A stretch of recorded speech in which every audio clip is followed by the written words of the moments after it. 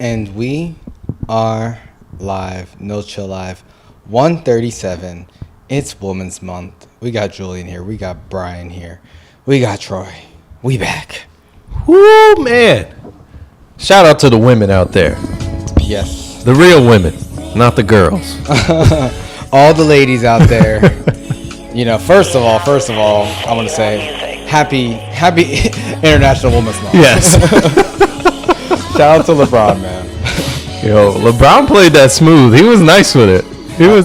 He's ready for that next contract. Oh my God! You think he got in trouble for that, being a little bit too flirty with Jeannie Buss? Oh, did you see the pictures that you knew they were going to follow up immediately with the family pictures and Savannah looking cold? She was not. Everybody was stone faced. For real, I don't know. You never know. Like there could have been more pictures, but she did look upset at that game. Fam, they looked between him, Jeannie Buss, and whoever that other lady was. They looked very handsy with LeBron. Yeah. And my man, he had his leg crossed up there. He was touching himself. He was like, pause. Yeah, pause. But he was smooth. He was smooth. And they were cackling. Oh my God, putting their hands on his arms, on his shoulders. Ooh, 40 and buff like this. Ooh. That shit made me jealous. Like, I better get in the gym. LeBron out here pulling these old bitches like this. Come on, man. That's top all-time NBA scorer. Right Listen, there. the great whites. I mean, he's got them eating out of the palm of his hand. Shout out to all the women out there. Shout out to LeBron. You know, but yes, it's Women's Month, Women's History Month. You know, that's right. We were here for a couple of March episodes. It's our last one in Pisces season. But this weekend, you know, we celebrated one of our favorite Pisces, Troy. Hey, happy belated birthday. Thank you. I had a great birthday week, to be honest. You know, it rained on my birthday. It rained Saturday when we celebrated. But some highlights of my birthday were getting a nice dinner with my fiance. You know, having a few drinks during the week, which is nice. And then last Friday, I had like a Troy day because I saw Dune 2 for the second time in IMAX, which is amazing. And then Dune squared. Exactly. Then after that, went on a tour of New York City for 6 of the best chicken tender restaurants, and I can say all of them were a hit. A great day. It was like heaven. That's awesome, man. That is dope, man. Next time we need these reviews documented, man. We need the chicken finger. I got pics and stuff. I'll have them next time. Oh, shit. Yeah. Listen, I man. need to know, man. When we were at that beer garden, I got drunk. I haven't gotten drunk like that in a while. And it wasn't even like I drank that much. It was just I specifically wanted to try these Belgian beers.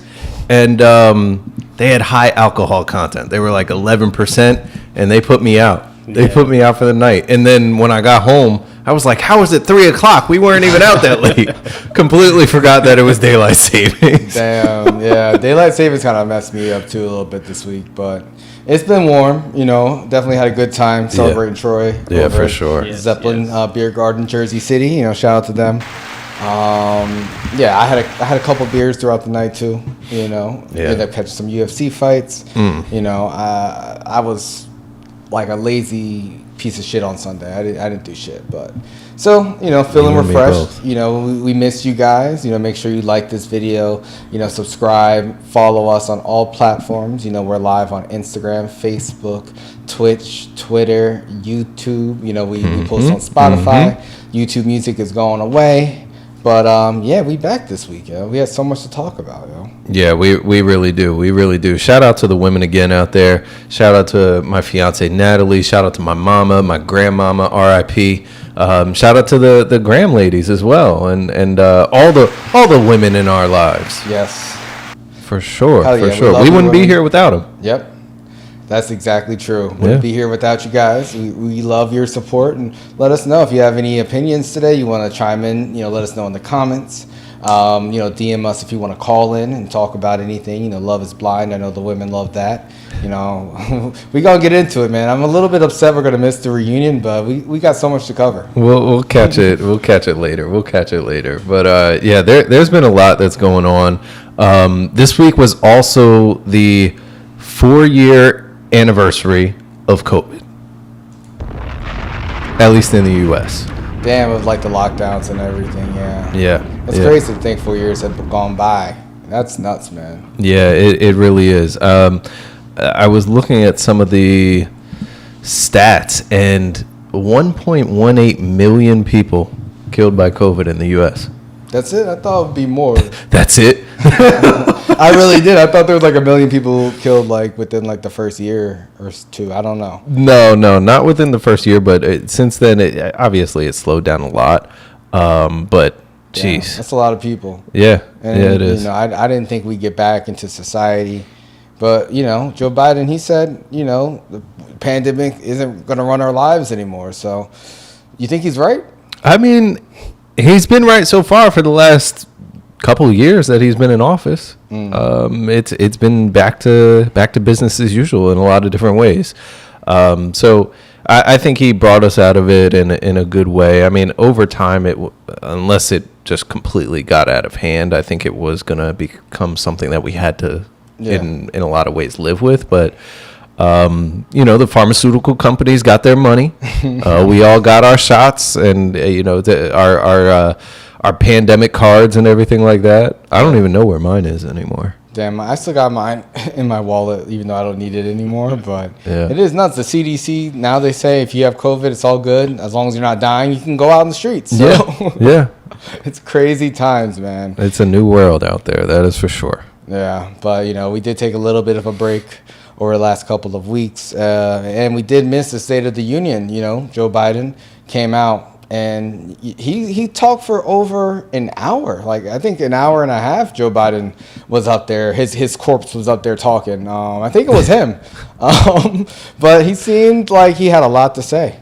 Yeah, he really did. Honestly, I want to play just a little bit of a clip that's a mashup of some of his greatest moments throughout the talk, and then give some of my feedback. But some Biden highlights, man. Yeah. But his highlight tape is, I'm not gonna lie, it's not too shabby. It is not too shabby.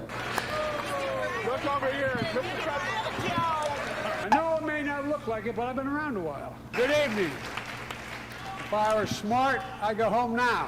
Bipartisan bill with the toughest set of border security reforms we've ever seen. Oh, you don't think so? Oh, you don't like that bill, huh? That conservative. I love the way he taunts the Republicans. Yeah. That's why the Dems love him. That's amazing. By repealing Affordable Care Act. I'm not going to let that happen. We stopped you 50 times before it will stop you again. Some of you strongly voted against it, or they're cheering on that money coming in. I like it. I'm with you. I'm with you. And if any of you don't want that money in your district, just let me know. Republicans can cut Social Security and give more tax breaks to the wealthy. I can't hear it. Oh, you can't hear it. Oh, no. You guys don't want another $2 trillion tax cut? I kind of thought that's what your plan was. I don't want there to be an echo. Here. The Federal Chamber of Commerce is... Yeah. You're saying low. Look at the facts. I know... Check the Carfax, he says. Mm-hmm. Look at the facts. I know you know how to read. And then he said, I know you know how to read. I don't know. Oh, man. Honestly, I thought it was pretty funny. I didn't listen to the whole thing. I tried to, but I just didn't have the focus to really make it through his whole speech. But I liked his energy. Okay. I liked the ad-libs that he had in throughout the process. I liked, of course, the jabs that he took at the Republicans. You know, He's entertaining. He looks like he's ready for another 4 years. Does he really? He looks like he's ready to be in a hospice. Let's be real. I thought it was a good day for him, honestly. Like, we've seen him worse. Yes. I mean, listen, he talked about his age at the end of the speech. Yeah. And, you know, he was like saying at one point in his political career, they were saying he was too young, you know, but he's like, That was 50 years ago, Joe. For real, it's just like, bro. But he was speaking to his experience. You know, there does, you know, come a lot with experience. You know, we'll talk about Draya later. Damn. But he was saying, like, I know America. Like, I know American history. Like, I've been here since the country was founded in 1776. Like, I'm like, Joe, that's not a good thing. I don't know. But I own slaves. oh, my God. Yeah, but he did seem very energized. He did make a lot of good points when he was talking about inflation going down. He's talking about, securing the border, which is, very right-wing point of view, and he kind of put it on Congress and said, well, give me a bill to pass. I'm ready to secure the borders. And he kept talking about Trump, but he just kept calling him his predecessor, which I thought was bars. He is good at attacking Trump. But I don't know, man. He did seem really energized, but it's just so funny. His talking cadence always makes me laugh because he always just starts off like really yelling, and then by the end when he's tailing tapers off. It just he just tries to fit too many words into one word, it seems like, and it's just kind of starts running out of breath. It's crazy. And I'm like, hey, he is 81 years old. He'll be 82 in November. Yeah. And to hear the Democrats, cheering 4 more years, I'm like, come on. Like, there's no one else out there who could do this. Like, this is who you want 4 more years out of. I mean, the things he was saying, I think he did a good job for, naming off his accomplishments. And now, it's official. Trump is a Republican nominee, which is something I don't think is a surprise to anybody. No, not at all. I think the writing's been on the wall, but like I said, I was pleasantly surprised with Biden. I think he brought the energy that he needed to help make people feel comfortable, because I feel like over the last year we've seen a lot of his public appearances where it's just like, dude, what is going on? I don't know what kind of drugs they gave him, what kind of energy drink he was on. I don't know, but he Hunter Biden. He was on the Hunter Biden. That cocaine they found was actually Joe's. That was actually Joe's. But allegedly, come on. I will say the one thing that randomly crossed my mind was, a 80-something-year-old man standing up there for almost 90 minutes. That in and of itself is impressive. But for Kamala and the speaker to be back there standing behind him, I know he was cutting some gas loose. I know it, because after a certain age, like, you just can't control it. And your loved ones that know that you can't control it, they're like, all right, it is what it is. Like, he's an old man. But for Kamala and the speaker to be back there, they didn't have to hold their noses or anything. They must have been prepped. They knew they were on camera. They were like, listen, we got this. Bro, he got the Secret Service presidential diaper on. Super Depends. Extra sealed. Extra sealed. Top secret, The Ziploc. That's that stealth diaper, yo. He got that shit on. Oh, my goodness. But listen, shout out to Joe Biden. Shout out to Joe Biden. Listen, I'm happy. I'm happy with his performance. But there was another follow-up after that. Yeah, man. You talk about someone who sounds confused, man. This woman was in her kitchen. Alabama was state senator, Katie Britt, right? Yeah, Katie Britt. Youngest woman ever to be elected to the U.S. Senate by the GOP. And she had the response. She had the response. And let's take a quick listen to how that response sounded. So many families across America. My husband, Wesley, and I just watched President Biden's State of the Union address from our living room. One thing was quite clear, though. President Biden just doesn't get it. President Biden, we know that President Biden's border policies, of President Biden's senseless border policies. President Biden, and tonight, President Biden, Mr. President, enough is enough. Wow. We know that. I'm surprised he wasn't at the Oscars. I'm not. And unfortunately, President Biden's weakness, the president has demonstrated. President Biden has failed. And what does President Biden do? The free world deserves better. Wow. Her response was comical, man. It was hilarious to me. Straight from the kitchen, man. Was she cooking? No. She was wearing the green like Handmaid's Tale. Bro, she's cooked, man. I don't know what she was talking about, man. Man, it was really bad. I don't know what the Republicans are trying to do, but she doesn't even talk like that. Any of her other press talks, like public speaking engagements, she doesn't talk like any of the women that she tried to sound like in that monologue. Like it sounds was like them TikTokers, you know. It's just like President Biden. It's that like trembling like voice that I can't stand. It's like that Karen. That's what it is. It's like a bat call to all the Karens in the nation. For real, she's trying to trigger people. Like I felt triggered listening to it. And I actually took some audio from a piece of it. I don't want to say the specific thing that she was talking about, but just listen to this. Like coming from Biden's like things, crazy.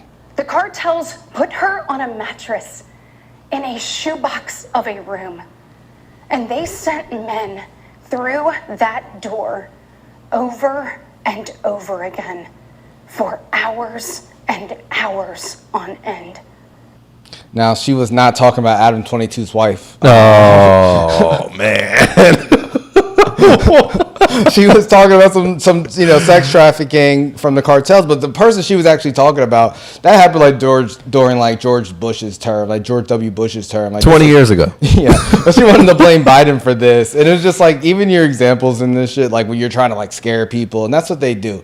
You know, they're trying to scare people with the migrants and, a lot of fear mongering. I would say kind of like on both sides. He got the biggest ovation, Biden, when he was talking about Ukraine, and supporting them. So, yeah, at least they could be united on some fronts. I'm not sure where the American people stand on any of these things, because it sounds like we're more divided than ever. And Trump, he went out of his way to throw some Snapchat filters. Those were funny. Those were really funny. The bug eyes that he put on them. Oh man, that was great. That was great. I will say, Trump is entertaining, man. I will stand by that. It's just, he's going to run the country into a civil war or a world war, one or the other. So maybe both. Biden was saying like we got, foreign and domestic, threats to democracy, which I don't know, man. Honestly, I never feel comfortable when, the government kind of talks against citizens, but, knowing we're in America, knowing the people we live with, you never know, man. We were founded on some BS, and we'll see, man. Now that Trump is the official nominee, I think it's pretty secure to know this is the rematch that's going to happen, and we're going to see. But, another thing that Congress is focused on, man, is banning TikTok. Yeah. Which, something that Trump, made an issue. I think he was like the first person to really kind of speak against TikTok and the dangers of, their parent company, ByteDance, which is a Chinese company, working with the Chinese government and sending them our data. All the data. Because we don't read the agreements. The agreements are more than one page. Nobody's reading what they're signing over. And it's basically like all the data on your phone. Yeah. Yeah. I mean, but they said like now they have to sell it off to an American company or they're going to ban it. Do you think that this is even possible? Because, there's been other cities and like college campuses that around the U.S. that have like banned TikTok, but a national ban is very different. Yeah, a national ban is huge. So basically what's happened today was the House of Representatives, they voted, and they passed the bill saying that they want to ban TikTok. And I think it was like by a landslide. It was like 350 to 60 or something like that. So it passed because, like you said, everybody thinks it's a national security threat. And like, I don't know what's going to happen when this goes to the Senate, though. Will the Senate be as lopsided in the voting? Who knows? But I think this is really interesting because it could be the initial step to maybe some of the other things that might be coming towards other social media platforms that we use. Yeah. I just don't know if it's just an attack because this is a Chinese company or if this is a step into a different direction for social media in general. Yeah, I think it is the Chinese part of it. And also TikTok has just been dominant. It's been addictive, like so many people like just spend hours and hours on TikTok. It's taken over media in a crazy way, really shortened attention spans. And, you know, for a whole young generation, this is like replaced like Google as a search engine. You know, it's replacing YouTube. Everyone's changing their UI to look more like TikTok. Even Spotify is trying to be more like TikTok. You know, it's also influencing music. So I don't know if you could just shut the lights off like that, you know, and we'll see if like Google and Apple, you know, comply with the U.S. government, because, hey, they're all in on it. And a lot of these companies do take our data. That's why now Trump he switched sides. He's like, no, like if they give her to TikTok, then Meta's going to be too powerful. And it's just like, I don't know. Troy, do you think it's possible to ban TikTok? No, I don't think so. I think, you know, I feel like the Senate, I don't think they're going to pass it. And honestly, I don't have TikTok, so I don't really have that much investment. And if they did, I would hope they keep that same energy against Meta, against, you know, X and all these other social media ones. Because, you know, I feel like there is a bias against, you know, ByteDance being a Chinese-owned corporation. So, yeah, I don't think it's going to get banned, though. Yeah.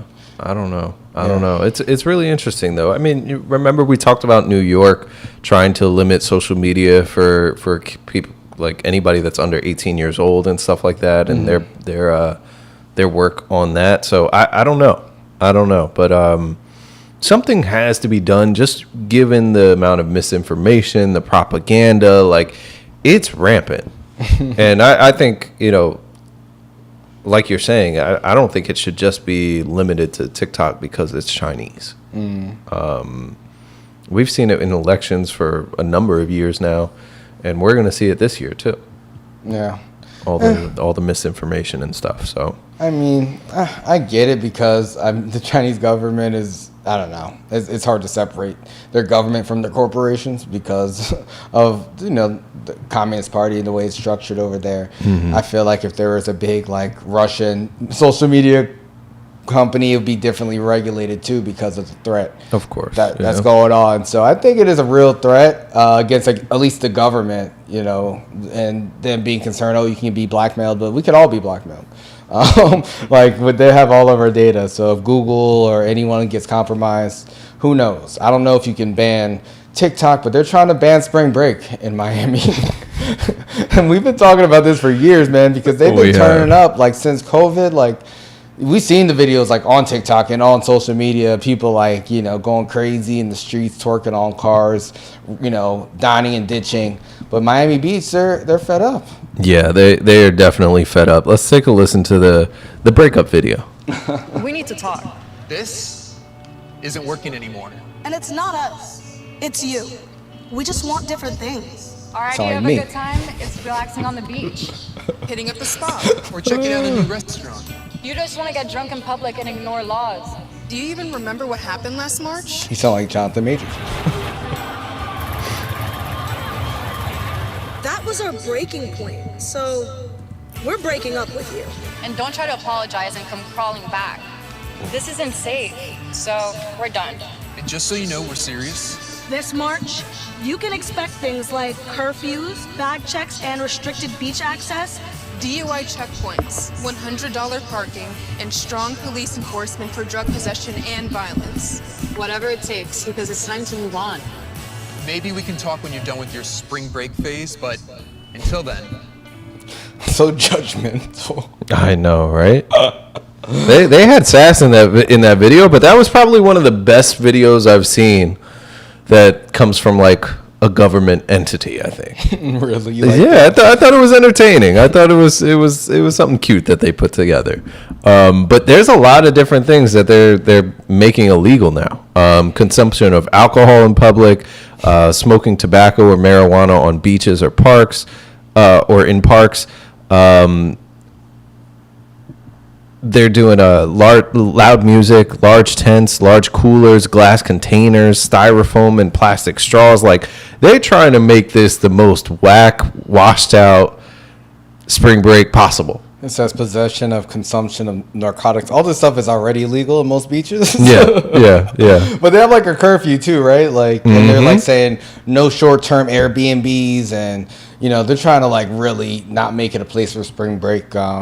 You know, I heard of March Madness, but this sounds like March Sadness, man. Imagine like booking a hotel. You on a roll today? No, for real. Honestly, the thing I don't like about this is that they didn't roll it out until like February 29th or March 1st or something like that. Oh, wow. So anybody that booked their spring break before that, they're about to have the only place you partying is in the club. Yeah. Because other than that, it's gonna be super whack. It's gonna be quiet. But I'm sure there's still gonna be a lot of people down there. Yeah. It's just gonna be a much more controlled environment. We'll see. We'll see if we see the videos. Let us know. Do you think that the spring break ban is gonna work? Because it's been getting rowdy in Miami Beach the past few years, and I feel like this is the first time they're being a little bit more proactive. Last time it was more reactionary. They were like, people were already there. They're like, oh, this weekend we have curfew, But now they're, at least they did it in February before spring break season. But I feel like, if you want to go to spring break, go to a city that welcomes it. There's plenty of places, Panama City in Florida, Cancun in Mexico, where I went on spring break. Like, there's a ton of cities that welcome the ratchetness. So go there. And Miami is way more expensive than those places. Miami is just like New York. Like, when we went the other year, I was like, this is crazy with these prices. Even the hotel we got, the room was all small and still cost like the normal amount. I'm like, this is not it. This is not it. Now, we didn't go for spring break. We went in July, like right after the 4th. But still, Miami's cool.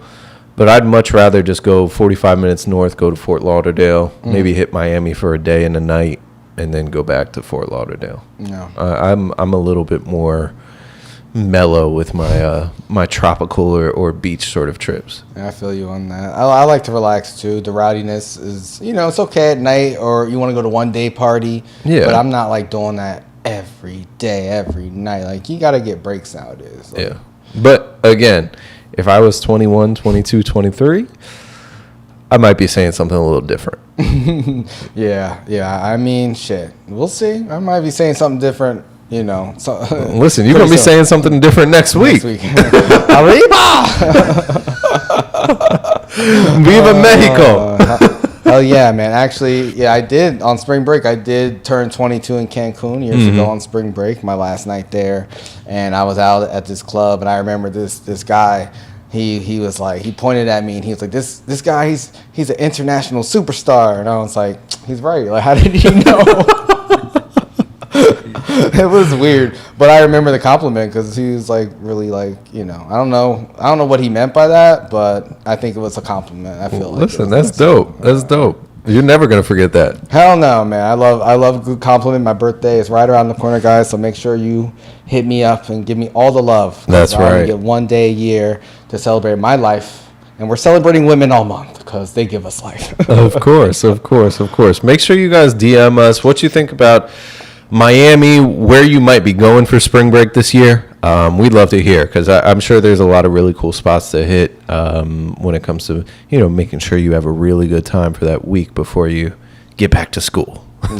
Yeah, shit. That would be a great place to go interview people on the street too. Oh my god, it would be nuts. You guys are lucky we're not like in the vicinity of it. For real. Oh man. You know where they're gonna go? They're gonna go to like Floribama Coast or something like that. Oh man, I wouldn't want to be there. That's where they're gonna go.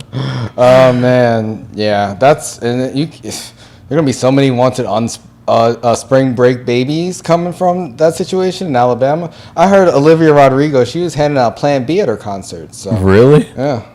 I never heard of anything like that, but she was handing out condoms and Plan B at her concert, so. Interesting. Yeah.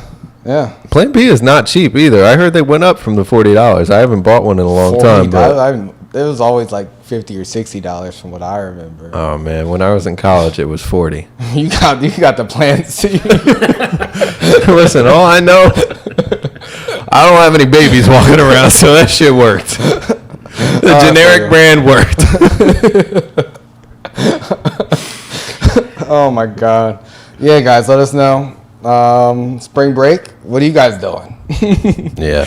Man, I'm so happy it's warm out though. Mm-hmm. And daylight savings did mess me up. And what else kind of screwed me up? My perception was the Oscars this year, they started at 7 p.m. And so like with the extra hour and them starting extra early, it was so confusing. But they actually ended like right after 10. Usually it goes a little bit too late. So I actually enjoyed like them, doing it a little bit early. You got a chance to watch this year? Yeah, I watched like the end, the last like hour or so. Okay. Yeah, like I lost maybe the last 3 awards I was able to catch.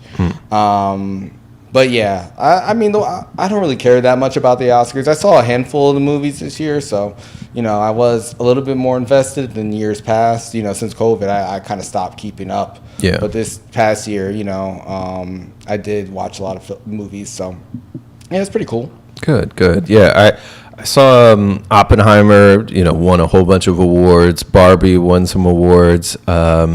I was surprised that Killers of the Flower Moon didn't win something, but, not everybody can be a winner. And who was the other one? Oh, I want to watch this movie, though. The one with Emma Stone. Yeah, Poor Things. Yeah, Poor Things. Yeah, I want to watch that. I saw they just put it on Hulu, if I'm not mistaken, too. So I'm going to catch that one. Yeah, I recommend Poor Things. I really enjoyed it. It's definitely very different. So and I think Emma Stone did a great job. So I was really happy to see her get, her Oscar at the end. She's very emotional, but, held everything together but her dress, like, busted in the back. So she went up there, the zipper was busted in the back of her dress. And wardrobe malfunction. Yeah, different than John Cena walking on stage naked. I did not see that. You can't see me. Thank God. We can all see you. Oh my God. How did you catch like Jimmy Kimmel? How was he?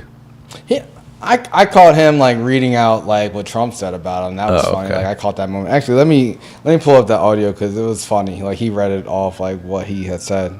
But Troy, were you surprised at any of the winners? No, I don't think I was surprised at any of the winners.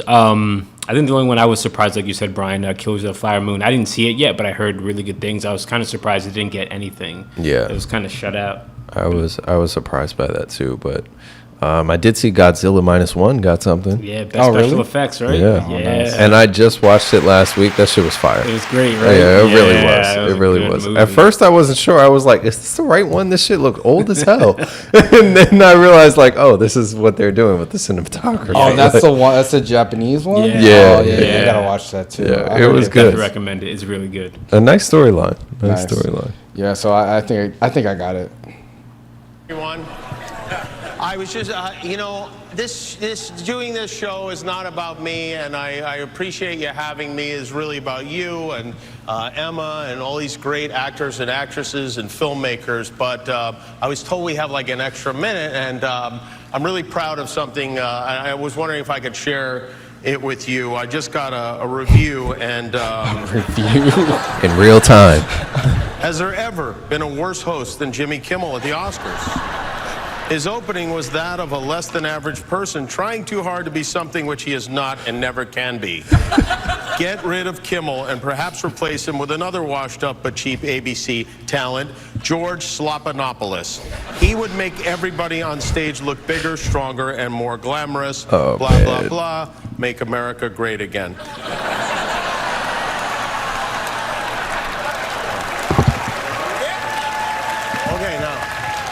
See if you can guess which former president just posted that on Truth. Anyone? No? Well, thank you, President Trump. Thank you for watching. I'm surprised you're still watching. Isn't it past your jail time?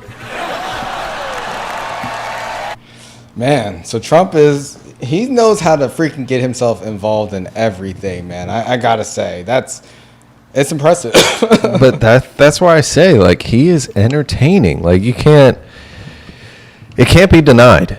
It really can't be denied. Talking about his jail time, though, did you see that earlier today, a Georgia judge dismissed 6 of his charges with the election interference stuff? It was like 6 out of 27, right? Yeah. The vast majority are still there. We'll see. But I'm surprised that they dismissed even any of it. Like, yeah, he's on the phone saying, "I need you to find me 11,000 votes." Like, how do you throw that away? I don't know, but he's trying to argue that he was the president, so it doesn't matter what he did. Which we'll see what the Supreme Court says. That's going to be interesting. His Supreme Court. Literally, man. Yeah. This is Trump country, man. I think if we're going to have a revolution, it's going to be in the other way, and that's what's sad. Like, that's what's so sad about America. It's like, the only people who are really going to, tear things down and fight for something are, his crazy ass. Or the January 6 people. Exactly. But, Hollywood's a bit different. A lot of people, were wearing their Gaza pins for a ceasefire in Gaza in support of, Palestinians. And, I did think it was interesting to see them be like, oh, what is that pin? And then being like, oh, it's to support, Gaza and calling for a ceasefire. And then they're like, what else are you wearing? Oh, this Louis. It's disgusting, man. But that's so American at the same time. I mean, listen, we're literally sending billions of dollars worth of military equipment to Israel. And then at the same time, we spend like a few million and we drop aid on Palestine, but we drop aid in such a way that like the parachutes don't open and it kills 5 people. Like it's just... Yeah, it's America, man. You said Biden's doing great, so. Listen, he did a great speech. He did do a great speech, but the rest of it is nasty stuff. It's really disgusting. Yeah. I mean, we'll see. 2024, it's going to be a crazy time. Let us know. Did you watch the Oscars? What did you think about Jimmy Kimmel? Did anyone get snubbed? I was really happy to see Oppenheimer sweep up. Cillian Murphy. Great. He did a great job. And Emma Stone did a great job. Shout out to all the winners. For sure. Oh, yeah, and also shout out to American Fiction for winning, I think, the Best Adapted Screenplay. Troy, do you know that guy's name? I don't know, the writer. Yeah, let me pull it up. 1 second. And I really liked his speech, too. It doesn't have his name here. Yeah. His speech was really great. Let me see if I can find it. He won, and I think that was the only win for them. They might have won something else, but that was one of my favorite movies of last year, American Fiction. Have you seen that? I haven't seen that one, no. That's highly recommended. Yeah? I have the speech now. Cord Jefferson, too. Cord Jefferson. Cord Jefferson, yep. Okay. My God. Look, thank you so much. Thank you so much. This means the world to me. Thank you so much to the Academy. Thank you so much to everybody who worked on the film. I've been talking a lot about how many people passed on this movie and discussing it, and I worry that sometimes sounds vindictive, and I don't want to be vindictive. I'm not a vindictive person anymore. I've worked very hard to not be vindictive anymore, and it's more a plea. It's a plea to acknowledge and recognize that there are so many people out there who want the opportunity that I was given. And this is I understand that I only got 6 seconds, please. I understand that this is a risk-averse industry. I get it. But $200 million movies are also a risk, and it doesn't always work out, but you take the risk anyway. And instead of making one $200 million movie, try making 20 $10 million movies. Or 50. Look at that. 50, right? 50 $4 million movies. There are so many people. I just feel so much joy being here. I felt so much joy making this movie, and I want other people to experience that joy. And they are out there. I promise you. The next Martin Scorsese's out there. The next Greta's out there. Both Gretas. The next Christopher Nolan's out there. I promise you. They just want a shot, and we can give them one. And this has changed my life. Thank you all who worked on this movie for trusting a 40-year-old black guy who'd never directed anything before. It has changed my life. Thank you. I love you all. Thank you so much. Yeah, so he's like, give other people a shot. Stop spending all this money. And I feel like, we're at a real crossroads right now with media in general, music, movies. And I think it is good, stop splurging money. They spent $90 million on Batgirl, and they just used it as a tax write-off because they did it. That's why they didn't release it. These corporations, they're kind of ruining the art. So it's good to see, the Oscars actually acknowledge some of these smaller films like that. It's his first film Cord Jefferson directed. So wow, that's huge. That's huge. I'm gonna have to watch that one. I feel like I saw that on some streaming platform too. American Fiction, right? Yeah, you'd like it. That has some of the people I like. Jeffrey Wright's in there. Sterling Brown. Oh, those are my guys. Issa Rae's in there. Yep. Yeah, you'll really like it. All right. You can watch it with your family too. Cool. Yeah. Speaking of streaming and changing media, man, Vultures 2 did not drop. It did not drop, guys. Surprise. Surprise. But it's still going around. He's going around in his album listening parties. Yes. I saw he just had one where his wife was next to his ex-wife, and they were there standing next to each other the whole night. So, Listen, seems like all is right to me. Blended families are important. You got to be able to make it work for the kids. And Vultures won, still going strong, and now Carnival's #1 on the Billboard charts, man. Another #1 hit for Yeezy. Wow, big time. Shout out to Ye. Yeah, and that's independent.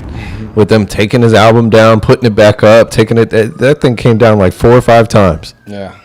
For a pause, but no, but he was saying like he might just do direct to consumer because he's saying streaming is like, a ripoff, to the artist, and he's been talking about getting exploited, from Adidas the last few weeks as well. We thought they were on good terms, but we talked a couple of weeks ago how that is not the case. People not buying his shit either. Adidas shit, they're not buying it. So luckily I am buying it, and I just got my foam runners. I can't even talk. Foam runners got delivered today. Okay. And I'm waiting on my slides, and I am happy. I'm really happy that nobody's buying this stuff from Adidas. Wow. But those are probably the only ones that I'm really interested in right now. The only fake Yeezys you want to get, like fake Yeezys, they look the same as everybody else's. Unapproved colorways. Damn, man. He's saying I'm fighting for my life. And you're like, that's good for me. Yeah, well, I mean, he's still living. But yeah, man, he got another #1 record, so he's on his victory lap. He decided to make a little bit of a speech, man. Yeah, he definitely made a speech, all right. He definitely made a speech. Do you have audio from that? Was there audio, or was it all just on Instagram? He had a separate story post that was different where he was talking about Adidas, but no, that was just a caption. Okay. Here it is. I found it. So Ye posted on Instagram, and he said, "Rich, Ty, Cardi, and the supporters that stood by us through everything. This #1 is for you. It's for the people who won't be manipulated by the system, and fuck Adidas and everybody who works there or with them. Anybody who goes to school with anyone whose parents works at Adidas. Just know they tried to destroy me, and here we are with the #1 song in the world. Like the fake dude I saw in the lobby at the Ritz that works at GOAT, you pussies don't stand for shit, and fuck everybody at the Daily Mail. Wow. And fuck everybody at the fashion houses that sided with Gabby and Hailey Bieber. Fuck each and every single one of y'all, and fuck every Christian that watched me have my kids taken out of my control. He will not let that go. That's how I feel. And it's fuck Drake for taking Dirk right at the beginning of the Vultures rollout. I come back to y'all if I think of more fuck yous." This is his Grammy speech. This is something, but hey, he's feeling good and bad at the same time. Yeah. Like he's celebrating, but he's also taking this opportunity to get all his fuck yous out there. Yeah, he is. More power to him. Who do you think he's most mad at? Because it seems like right now it's Adidas, since they're suing him.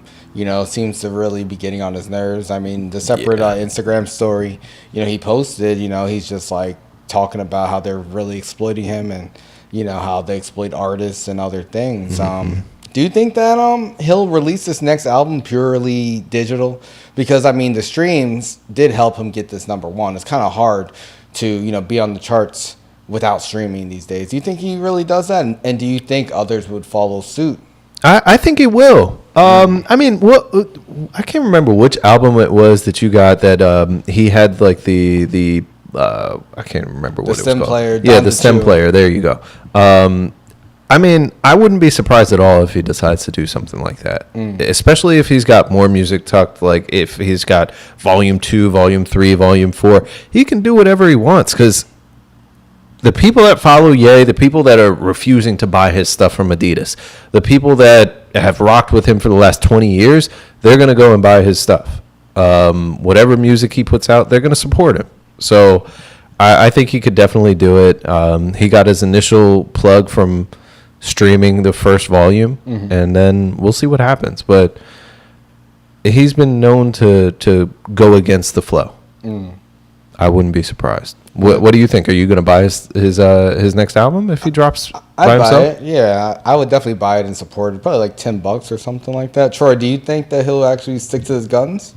Yeah, no, I do. I actually saw this come up on my feed because I think James Blake. I'm not sure if you guys are familiar with him. He's like an English R&B artist. He had a whole thing. I think it was last week talking about how on TikTok he had a song mashup with Frank Ocean and got like billions of streams, but him or Frank didn't see a penny on it because technically it wasn't there. So he's talking about these artists getting robbed, and then Ye, I think, retweeted it, and it seems like he's inspired by that and talking about that. So I think he will go through with it. And I think, with him, James Blake, I do hope that, it does start that trend because these artists, should get paid what they deserve. And, if he feels like he needs to go just an all digital route and avoid streaming, go for it. Ye's always been a trendsetter. So this could be a new trend and a positive one. So I hope it works out for him. Yeah, I'd be down for that. I mean, I think it would be good.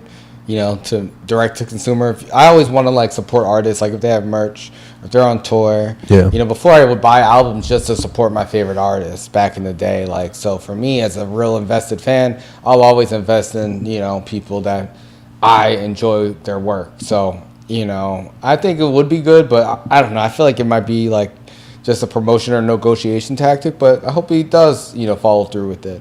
I am happy that, they got a #1 record on the charts too, because I think that's pretty significant after everything that he's been through. And I really do like Vultures 1.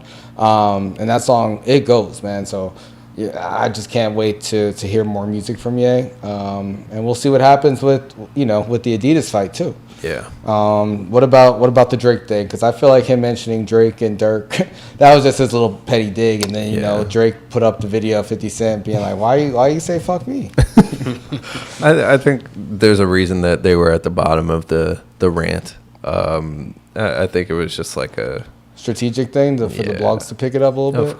Of course, because all the headlines are Kanye says fuck Drake. It's just you got to throw that in there. Yeah, just like Trump, getting at Jimmy Kimmel. Some people are just good at, getting the headlines.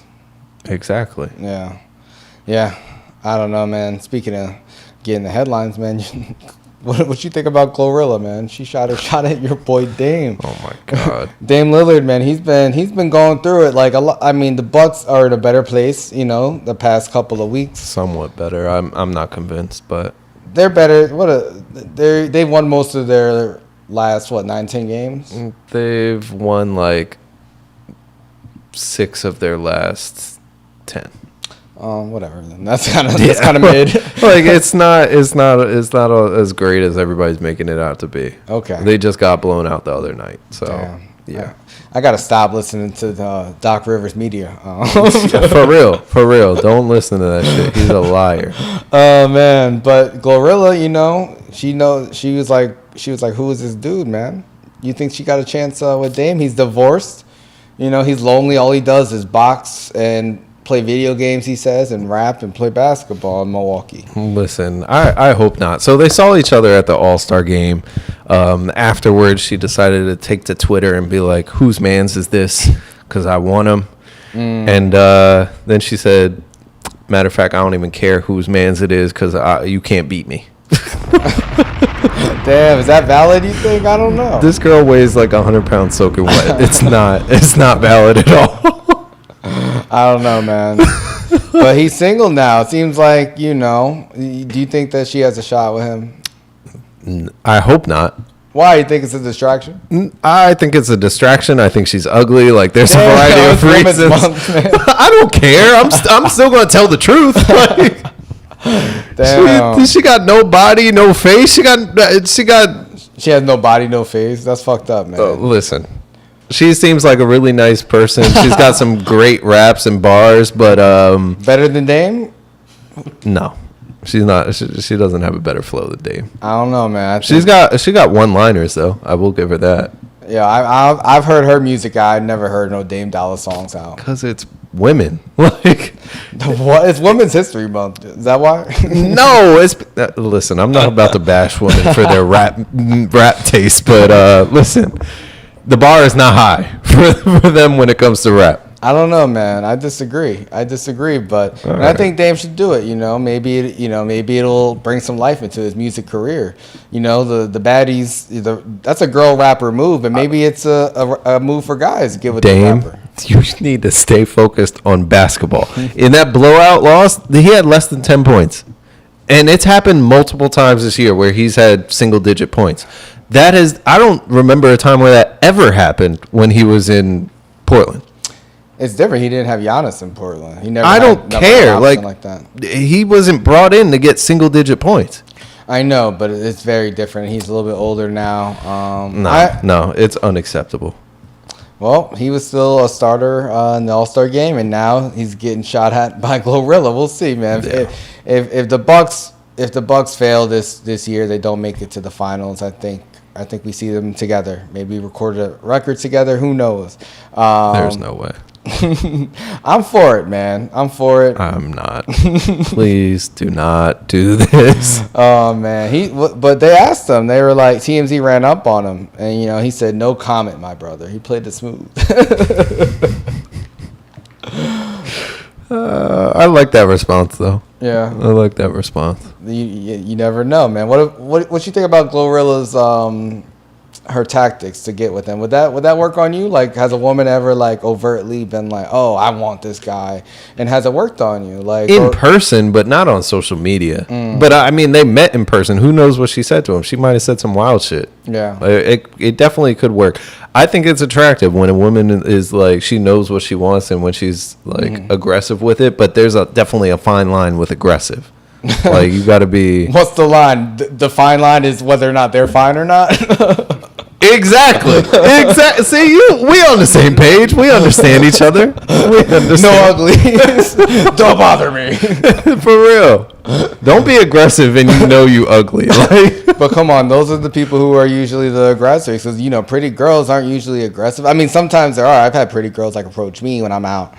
And I'm always like a little bit surprised. I mean, but I'm always for it. Like, I like people who are direct. I like that. I think it's good energy. We'll talk about aggressive women when we talk about Love is Blind in a little bit too. Oh yeah, and we talk about Draya, man, because she. I mean, she was on Basketball Wives. The most aggressive. Man, because she's pregnant, man. 39 years old. Draya Michelle, she announced her pregnancy on International Women's Day. I'm not sure if LeBron was in the comments and congratulated her. She acted like everybody didn't already know. Because Joe Budden told everybody on his podcast and called her a predator, but said he still loved her. But that's crazy. He dragged her too. Yeah. They talked bad about her and then wanted to close it out like, "Yo, Draya, I know I said all this stuff, but I still love you." That is hilarious. That's crazy. It's nasty work. It's really crazy. I mean, listen. Jalen Green, man, that's the baby dad. He's 22. He has a tattoo of her name. Oh, where at? On his stomach. Oh. I think because he knew the baby was coming. So Okay. It was like, I'm going to have something on my stomach. You got something in your stomach. Pause, man. We saw the video of him in college, man. Relax. Oh, like 2 years ago? Yeah. For real, she saw him in college too. But of course she did. Of course, she was at the game. That's crazy. Walking back to the dorm, made sure he got home safe. She helped tutor him, all right. But I don't know. A lot of people were flaming her because the age gap, man. Do you think that's right? Them calling her a predator and stuff? Because I think that's really harsh, man. Do you? Yeah, I do. She has a son that's 2 years younger than this man. So what? That's not nasty. Not to me. Like, I mean, it is what it is. I mean, Robert De Niro's like 90 years old. He just had a newborn baby. And like 80. Him and Biden are competing. That's crazy to me. That's really crazy. But this is just like, she was on Basketball Wives. That's who she is, so that's not going to stop us. And I think it's really impressive that she's able to maintain herself and carry a baby at almost 40 years old, man. I think that deserves applause. And she did it on international. I'm not giving applause for that. I'm not. She did it on International Women's Day. She talked about being a mom, and I think she'll be a good mom. And this is where experience comes in. Listen to this clip real quick. She did an interview with the Shade Room, and I want you to listen to this. This is prior to even the rumors about her pregnancy coming out. Okay. Oh yeah, I want more kids. Like how many? Like one. I think. That's all you need. So like the person you're dating, you see like a future with them? think the question you were asking me is if I wanted more kids, and I feel like I want more kids, and I feel like she completely ignored the question. Life, right? Yeah. Hold on. The relationship. You missed it? No, is she's amazing gone. to have, right? But that's not what I'm basing having a kid on, because I'm very non-traditional. I feel like you can co-parent without being in a relationship. Maybe just two people say, "Hey, you want a kid? I want a kid. Let's just have a kid, and like let's just." Really? See. So you I'm very like free spirit. I'm very open. You are not free. That is not a free spirit. That is a child support spirit. That's what she is. That's a mother expecting woman. Excuse me. That's fine. She's a child support spirit. How do you say that? Because this is targeted. This is strategic. She's 39 years old. Her kids are essentially grown now. And she was like, oh, I need the next bag. How do you know that? She could have just wanted another kid. Dog, come on. She got asked the question blatantly, do you see a future with the person you're dating right now?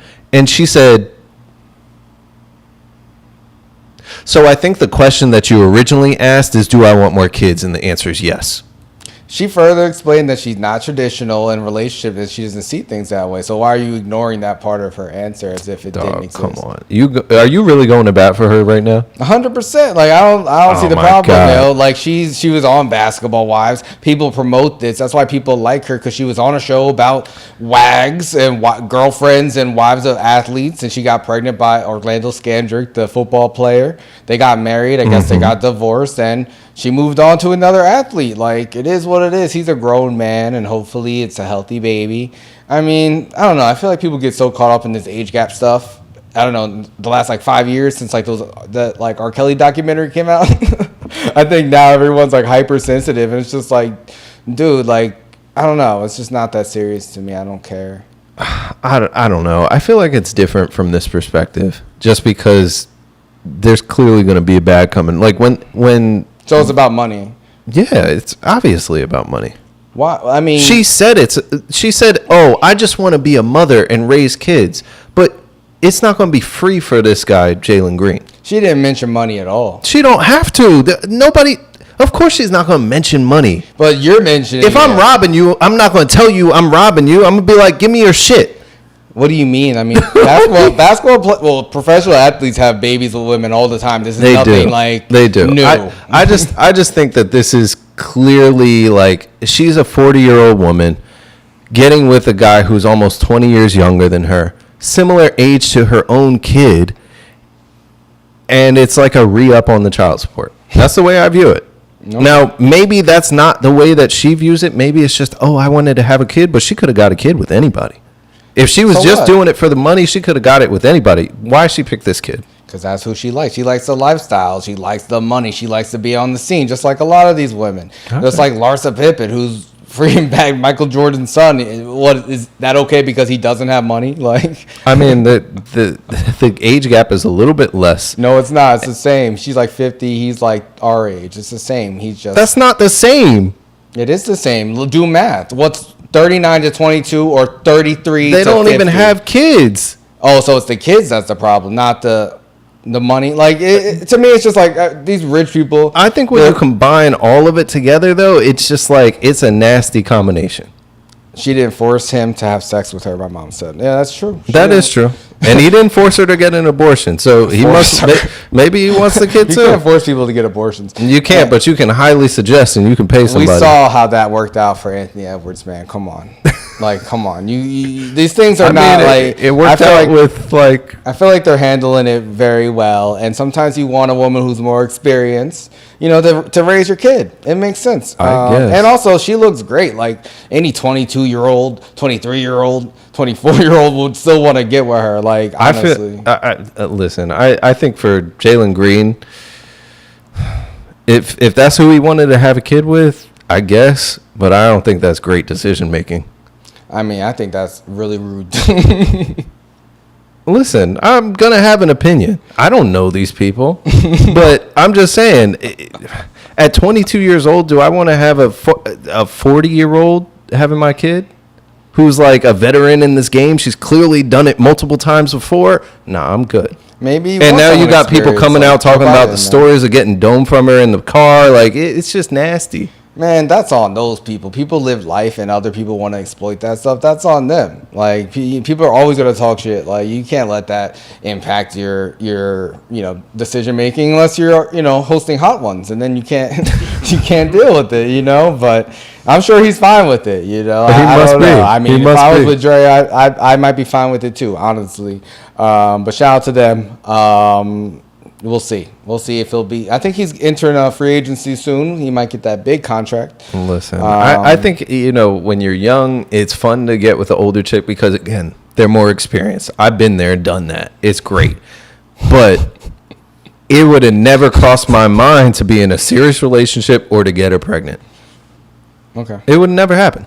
But you also weren't like a multimillionaire at the same time. It makes a difference. That would make it even greater reason for me not to do that. If you say so, that's your standpoint. Some people, I feel like, okay, I can actually take care of a kid at a young age, where a lot of people don't have the resources to do it. Like when you have millions of dollars, it's actually a better option. When, we were that young, we were building up our lives, like just coming out of college. It's a little bit different. True. But hey, people have kids every day. But free agency in the NFL. Are you excited, man? Yeah, I'm pretty excited, honestly. I'm happy so far. I think there's a lot of work left to be done, but the Eagles made a big move. Okay. Made a big move. Got Saquon Barkley, one of the first moves of free agency, and I'm somewhat optimistic.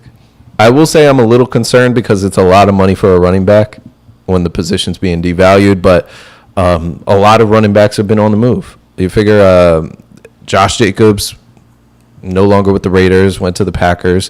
Derrick Henry, no longer with the Titans, went to the Ravens. Pollard from Dallas, he's with the Titans now. Like, there's been a lot of big names when it comes to running backs that have been moved. So it's been a hot start to the free agency. Yeah, it just reminded me of like DeMarco Murray. Part 2. Yeah, that's why I'm concerned about it, because I'm like, but I have to remind myself we had Chip Kelly at the time, and that kind of, you loved him, man. I did at the time, and then the whole time it all went downhill. I don't know why you're so like loyal to these coaches, man. They all suck. Listen, not all of them suck. Some of them are good. Peterson, he won in Super Bowl. Big Dick Nick won that Super Bowl. Pause. There's no pause. No pause. Oh He's got it. You gotta relax, man. He would have won the second one if Alshon didn't drop that pass. But anyway, let it go, man. Yeah, I'll let it go. How are you feeling, Troy? How are you feeling about free agency for the Jets? We just signed Moses Morgan, I think, from the Ravens. I think he's a right tackle. So, the Jets' O-line last season was garbage. So I'm happy they're addressing it. I wish, now it gives us, maybe we can draft an O-lineman, maybe a number 2 for Garrett Wilson. So I'm optimistic. I know there's been a lot of distractions. I'm sure we'll get to them with Aaron Rodgers and those rumors going on. But, yeah. No, I mean, so far, a lot of people are like, oh, my God, you didn't make a big splash on day 2. And I'm like, just give it some time. And people need, like, these boom, boom, boom every single day, every single second. So I'm patient. But it's also the Jets, so we'll see what happens. Yeah, I think the Jets will be fine. Defensive side of the ball, you guys are good. Yeah. Like, that's not a concern. It's just that O-line and maybe one more receiver. And I think they're looking to protect Aaron Rodgers. But now, they might need the Secret Service to protect him. If he's elected vice president with RFK, what the hell? Are they serious? I don't know. I don't know what this nonsense is. As a Jets fan, does this get on your nerves? Yeah, you know why? Because Aaron Rodgers, which he pretty much has the team by the balls, but he can pretty much do whatever he wants. It's his team, and he's talking about no distractions, none of this stuff, and he's causing all these distractions. And it's like, you have all these young guys, and you're trying to mold them into professionals. And now you're gonna potentially be you haven't turned down running for vice president with RFK. That's the biggest distraction in New York City. You are giving them ammunition, and I know he doesn't care about the media, but that he does. That's a lie too, man. He cares about the media. He says he doesn't. Man. Yeah, he doesn't care about the opinion, but yeah. Bro, he's going back and forth with Jimmy Kimmel for weeks. He cares. That's why he got kicked off of Pat McAfee's show. He's getting cooked next year. Do you think that he actually ends up running? I mean, he better be able to run when he plays for the Jets. I don't know if he's running for president, but all I know is when he hits that field, he better learn to run. Oh my God, yeah, this is ridiculous. But I don't think I can't take any like independent candidates seriously. I just can't. Unfortunately, yeah. Like not when they're talking about having Aaron Rodgers as their running mate. I mean, we said the same thing about Donald Trump years ago. Yeah, that's true. Yeah, you never know. Well, yeah, he took over the Republican Party. Yeah, he took over that party. But anything outside of that, like I just don't see it. I saw something talking about Steph Curry in an interview said like he would run for president. I'm like, okay. What? Well, like whatever, man. That's hilarious. I'd vote for Steph Curry. Oh, absolutely. You and me both. I don't even need to know what he's going to say. Curry for president. Oh man, those drone strikes would be so precise. Oh my God. Didn't know they can go so far. Long range missiles shooting threes. Oh man, shout out to America. Shit, man. It's going to be a fight in 2024 election, man. And there was another fight, man. There was a few fights over the past week. But, man, it's Women's Month, so ladies first. You know, LSU in South Carolina, man. Yeah. What was it, the SEC championship game? And, man, it got feisty. I mean, listen, I think that LSU, they won their championship last year. And since then, they've been a little up and down as a squad. And I think that, you know, seeing something like this, it is probably a symptom of the struggles that they've had this year, I think. But they threw down right at the end of that game. Yeah. I mean, we talked about the tension of the national championship last year, and that involved, you know, the champions LSU. Do you think that, you know, with the more attention that women's basketball is getting, that you know, they feel more pressure, and that's gonna lead to more like conflict and stuff? Or maybe we just haven't been paying attention, and this is how it's always been. I don't know. I think it might be that. I think that there's more visibility when it comes to people paying attention. I also think that, you know, once you win a chip, there's like a target on your back. Yeah. And the South Carolina team is the best team in the country right now. They're undefeated. And they were talking smack to them the whole game long. So I think that it's just things boiled over. Yeah. And the ladies, they had to throw down. Yeah, someone's brother came out like yeah on the court. Who was that guy? I heard he got charged. So that was the brother of Flo J. Johnson. He was arrested on Sunday for intervening in the fourth quarter fight. Trayron Milton, age 24, was charged with third-degree assault and battery and disorderly conduct for hopping on the scores table from the front row and entering the court after his sister was shoved to the floor by Camila Cardosa. She got leveled, too. Yeah, she did. Milton, he made contact with Cardosa and pushed an SEC employee, and an officer promptly escorted him off the court. Yeah, I mean, you know, I think it is messed up as a guy to run into the middle of a chick fight. But can't do if that. a 7-foot chick pushed my sister on the ground like that, yeah, I might have to jump on the court. Sometimes you just don't. I mean, come on, she's bigger than him too. Like, it might have been a fair fight. I don't know. It might have been. It might have been because she's huge. Yeah, Camilla, she's a forward, and she's like 6 something. I don't know. She trucked that girl, man. Yeah. Oh man, I didn't realize it was the girl who got pushed, brother. But yeah, she's come pretty on. too. Not bad. Yeah, yeah. Age 22 from Brazil, 6'7". Ooh, 6'7". Yeah, she beat my ass probably. Yeah, you definitely got a tiger by the tail right there if you got a tangle with her. 6'7". Goddamn. Don't let her kick you. Don't let her kick you because you know she got long legs. They're powerful. You get some torque in there. Oh man. Oh man. Yeah, she's Brazilian. You know, they be on the capoeira. Jiu-jitsu. Yeah, man. Yeah, she twerk on you, you might die. I don't know. Oh man, you dance with her. She spin you around. Like damn. I couldn't be with a girl that big, man. 6'7". That's too much. What's your height limit? You're pretty tall. My height limit is probably like 6'1". Oh, okay. Yeah, because I would want her to be able to wear heels, but I'm gonna have to get one of those like those sock things that boost you up a little bit too, because I'm not about to be walking around with her being 6'5" with heels and then I'm still 6'3". It's not gonna work. It's not gonna work. Damn, I feel you. I'd say like me, I'd be open to someone around my height, and before I was like really against it. Traditionally, I date really short girls, like 5 feet tall. But I've dated a range of, women. One time I was out with this girl, I think I told you, and she was like 5'11", and we were out dancing, and it was all good until she put her hands over my shoulders, and I just felt like such a bitch. Like, what? I mean, we kept going, but I never felt like that before. But it wasn't bad. Like, I feel like I could do it, like, especially if it's like, models are really tall. Like, it would be dope to like show up with like a model like on your side, even if she is tall. I don't know, Troy, do you have a height limit? Maybe like a few inches taller than me. Maybe like 6 foot. Yeah. Maybe. Wow. Maybe. It depends on who she was, but yeah. If it was like Caliuchis or someone 6 foot, I'd be like, yeah, of course. Is Caliucci that tall? No, I don't think so. But if she was, I'd be like, yeah, I'm not. I would never say no. Yeah, I don't know. I usually go for short, but shout out to all the basketball girls. Yeah, March Madness coming up. Let us know, guys. Do you guys have brackets? Who's going to win? I think by the time we come back, it's going to be probably like the Sweet 16 in a couple weeks. Close to the end. Yeah. But yeah, there were some other fights, former UFC heavyweight champion Francis Ngannou, man. He took on former boxing champion Anthony Joshua. He did. They threw down and he went down in the second round. Pause.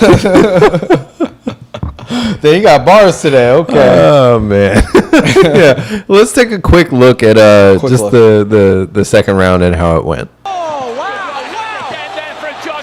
So there's a knockdown. Hate it has to be him, time. Once again, he's up on a knee and up at the count of 8. But he's finding this very difficult in there, Francis Ngannou.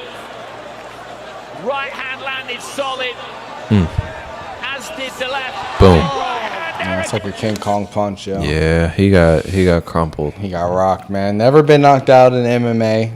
Never been knocked out to my knowledge. So no. But he got the big bag, man. And I think Francis goes back to MMA after this. He signed with the PFL. He's supposed to get PFL Africa started up, I think, next year. Interesting. Yeah, because actually, like, the Saudis gave PFL money, so PFL was able to buy Bellator. So the Saudis, man, they've been spending dough. They've been very active in sports recently. Yeah, they want to be cool now. They're like, we let women drive a few years ago. Now we're trying to enter the new world and be on Instagram. It's crazy. Like these guys, like I don't know, like these princes or whatever they're called, these oil rich people. Yeah. They just when they had the first Ngannou Fury fight, they had like all the greatest boxers in the world fly to Saudi Arabia, put them up in the best hotels, like paid them all to be there, man. They paid a bunch of celebrities to come there. They have like endless money. I know Kanye was just there working on Vultures like last year. His compound looked crazy there. Do you think this is the decade for Saudi Arabia to take over sports? We talk about LIV taking over the PGA. Could this happen across the board? I think it could. I think some of these other leagues, when you talk about golf or when you talk about boxing and UFC and things like that, they're going to have to continue to really be creative. And I think that's the only way that they're going to be able to compete, because when you throw so much money at this stuff, like, it's going to have to work. No. Like, they're not going to allow it to fail. Like you brought up the LIV stuff. I know they're still having like conversations about how they're really going to merge PGA and LIV, but it's going to happen regardless, just simply because of the money that was put into it. Yeah. Like, they can't. And I wonder what might happen with the NBA. Because we've seen FIBA. Is Saudi Arabia going to start to put money into their own sort of league and figure out what they can do in that space as well? I don't know. I think American football is probably a little bit too far removed, just because it's not quite an international sport in the same way yet. Yeah. But it's gaining popularity for sure. So all these different associations, they're going to have to be able to think on their feet. Yeah. And figure out some new tactics. I think a lot of like soccer and basketball, the NBA, the Premier League, La Liga. Like I feel like those are all so solidified as hard. Yeah. Because Saudi Arabia, they tried to get Mbappe for 1 year, $1 billion, and he said no. They gave Ronaldo how many, like 300 million, or did they give him $1 billion? No, they didn't give him $1 billion. I can't remember what it was. Hundreds of millions of dollars. So they do try to compete. I know they had Messi over there with the Miami club play the Ronaldo's team. So they have like exhibitions and stuff they've been putting a lot of money into. So we'll see, man. Yeah. But a lot of different things are happening. I know boxing, it's in a weird place because the biggest fight that's been announced, man, is Jake Paul versus Mike Tyson, bro. It's so annoying. I hate it. I don't like it at all. Why, man? Because the whole thing with Jake Paul is everybody's like, okay, we want to see him fight a real boxer. So they pick a retired boxer who recent videos have shown him walking with a cane. Like, I don't want to see him fight Mike Tyson. And if he hurts Mike Tyson, somebody's going to have to hurt this kid. Why, man? Because Mike Tyson is a legend. He is like, for him to even be in the ring with somebody who's 25 years younger than him, it just doesn't make sense. It makes sense. Money sense. Yeah. But other than that, like, is this just a new sort of branch off in boxing with celebrity matches? Yeah, man. It looks to be that way. I mean, Jake Paul has brought a lot of attention. The first fight we watched of his was when he knocked out Nate Robinson on the undercard of Mike Tyson versus Roy Jones. So we actually watched, them fight on the same card before. And I think the most interesting part of this is that Netflix is actually going to be streaming this live. And all these streaming companies are trying to position themselves with like live sports. Like Max is now playing NBA games, and Amazon Prime, they picked up a professional boxing conference, PBC contract. That used to be on Showtime, but Showtime Boxing is done now. So it seems like Netflix is trying to throw their ring in the hat with live sports. So I feel like this is a way to kick it off. I'm really curious to know like how this relates to Netflix, their, $5 billion deal with the WWE. Do you think that they have a chance to become like a juggernaut with live sports? I mean, it's definitely possible. I think that we're slowly becoming a world where all the streaming companies are becoming cable companies again. Yeah. I mean, a lot of them are. Like Viacom companies or, Peacock's, NBC. They're trying to shift, but I feel like you're right. Like, it is kind of turning into now we have to pay, $10.99, $12.99. Like $20 almost for some of them. Like, it's not... Yeah, Amazon told me, they were like, we need another like $3 a month from you if you don't want ads. I'm like, damn, it's crazy. I know. It really sucks. And trust me, the ad shit makes a big difference because I got ads on my Hulu. That shit is trash. I feel like a poor person. Yeah, for real. Like, it is not great. Luckily, like, it was the package deal with the ESPN, Disney Plus, and Hulu. Disney Plus and ESPN, they don't have like the commercial issue, but the Hulu app does. Yeah, I feel you, man. Yeah. But I think Netflix, they're spending a lot of money. They were the first like big streaming platform for content. So I think they're seeing the trends and they're trying to pour a lot of money into live events. So we'll see. I mean, the last time I remember them having a live event, I think the first time I remember them having a live event was the Love is Blind reunion that went terrible and they weren't able to do it. The next time was when they had the Chris Rock live special. But the first time, they kind of fumbled. So hopefully they're actually ready to support. You would think it would be pretty easy. I mean, we live stream every Wednesday, guys, on all platforms. We don't have these problems that Netflix has. So make sure you like and subscribe, follow, share it out, and let us know what you guys think. Who's going to win, Mike Tyson or Jake Paul? And is this even real? Because to me, it's hard to believe it's real. It's hard for me to take it seriously. I mean, I'm happy Mike Tyson's getting paid. I would much rather see Mike Tyson fight the guy he beat up on that plane again. I think that guy's like trying to sue him or something. But whatever. I feel like it's 2024. We're gonna see more weird shit. But yeah, man. Speaking of Netflix. Today, we're actually missing out on Love is Blind reunion right now, man. We are. It literally started 20 minutes ago. We lost half of our audience. Oh man, but I know you caught up on it recently. It's season 6, man. Charlotte, North Carolina. Have you been to Charlotte? So I haven't been to Charlotte. Okay. I haven't been to Charlotte, but you were in Charlotte for work for a while, right? I was in Greensboro. I never went Greensboro. to Charlotte, though. It's like an hour away. It's close enough. Yeah. No. Fair enough. Well, listen, I think there was a lot to cover from this season, but I will say it was really entertaining.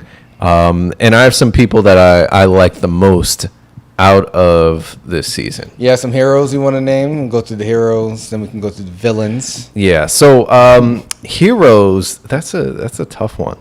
You didn't want to classify, you just people you like, but you don't want to call them a hero. Yeah, I don't have anybody that's like a hero.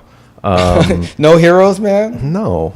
Damn. You know who I like? I really like, what's her face? Jessica. Oh, you do? What do you like about Jessica? Was great. Single mom. I just ragged on a single mom before, but it's woman's mom. But still, both sides. Jessica was great. She was about her business. I liked her. I feel like homeboy messed up.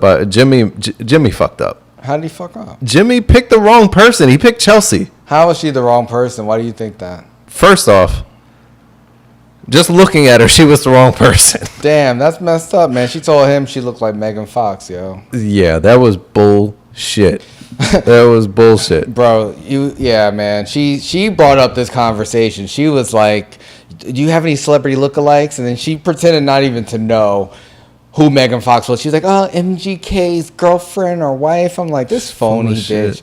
And he's like, Megan Fox? And she's like, yeah, you can see his face. He's like, oh my God. Yeah, he thought he got up. He got up and started pacing around the room. He was so excited. That's crazy, man. I mean, I'd be excited. Like, I remember when I saw Transformers in the movie theaters and I saw her open up like the hood of the car, and I was like, oh my God, that's amazing. She's so beautiful.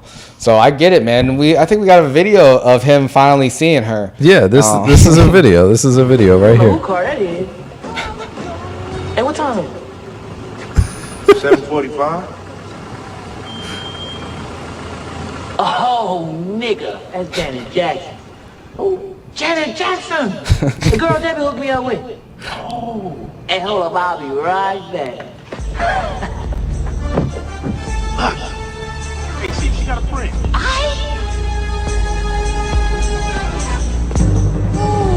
What's up? Not a damn thing.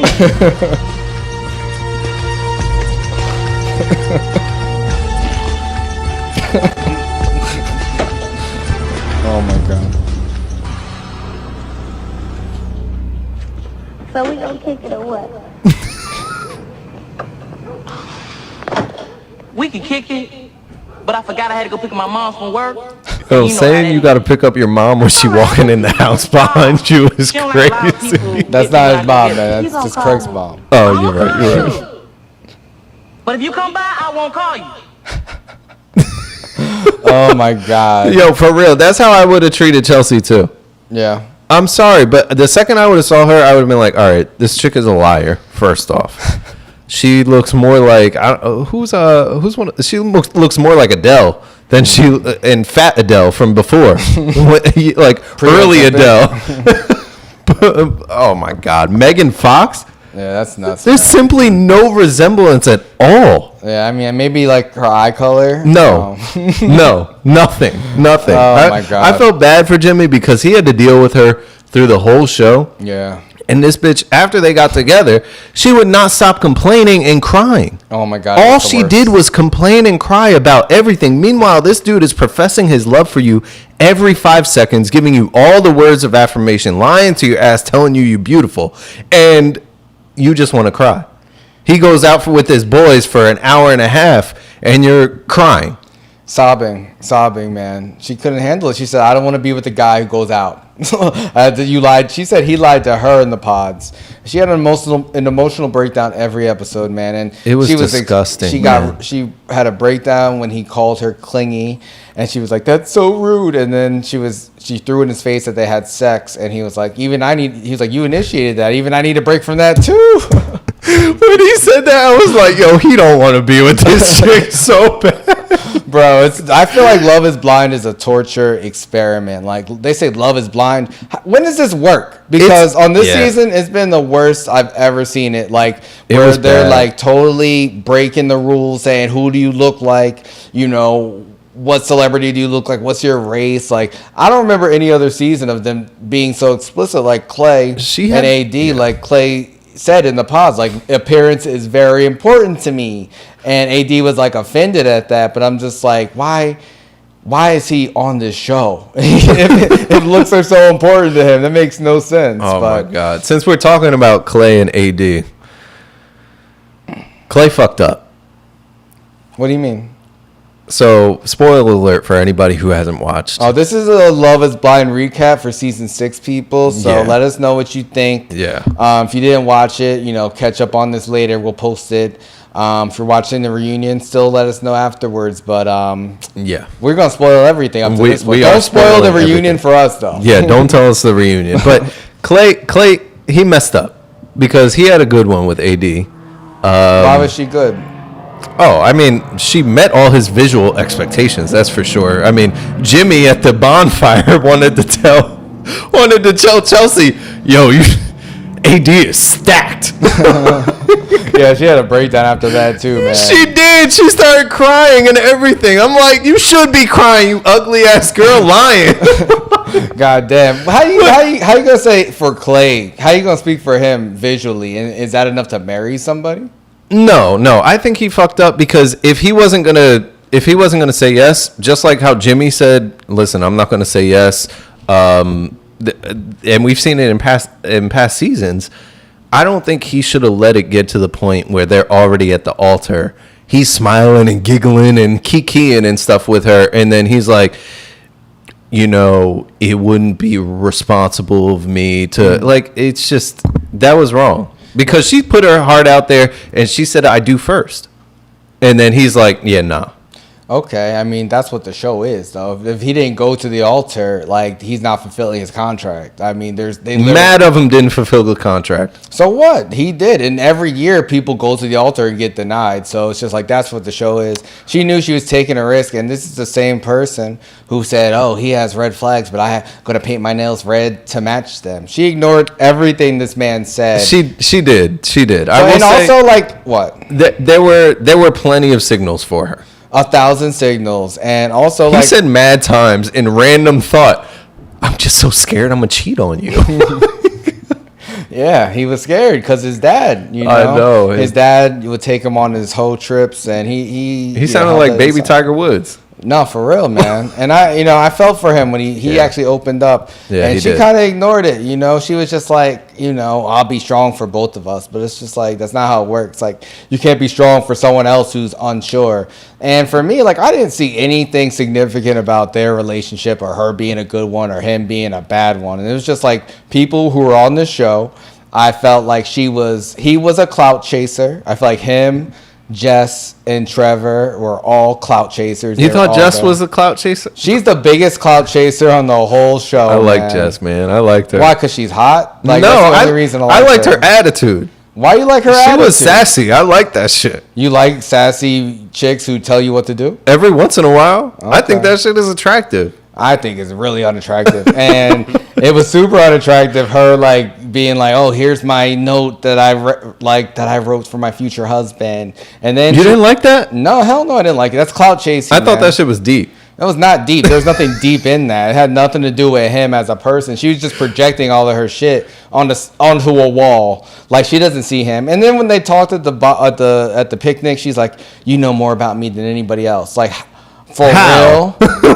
Like, that's ridiculous, you know, like, and then like she's trying to like say, "Oh, it's okay if you're unsure." Then he's like unsure, and she's like, "It's not okay that you're putting me through this." She's crazy. I don't like that. Oh, I definitely think she was crazy, but I think she would be fun. I wouldn't want to marry her though. Exactly. So Jimmy didn't make the wrong choice. No, he made the wrong choice regardless. Listen, look at who he ended up with. He didn't end up with her, so it doesn't matter, you know. But it's funny because like, you know, I think about the difference between Chelsea and AD. Like, I feel like Chelsea was crying at everything, making up scenarios in her head to be upset at.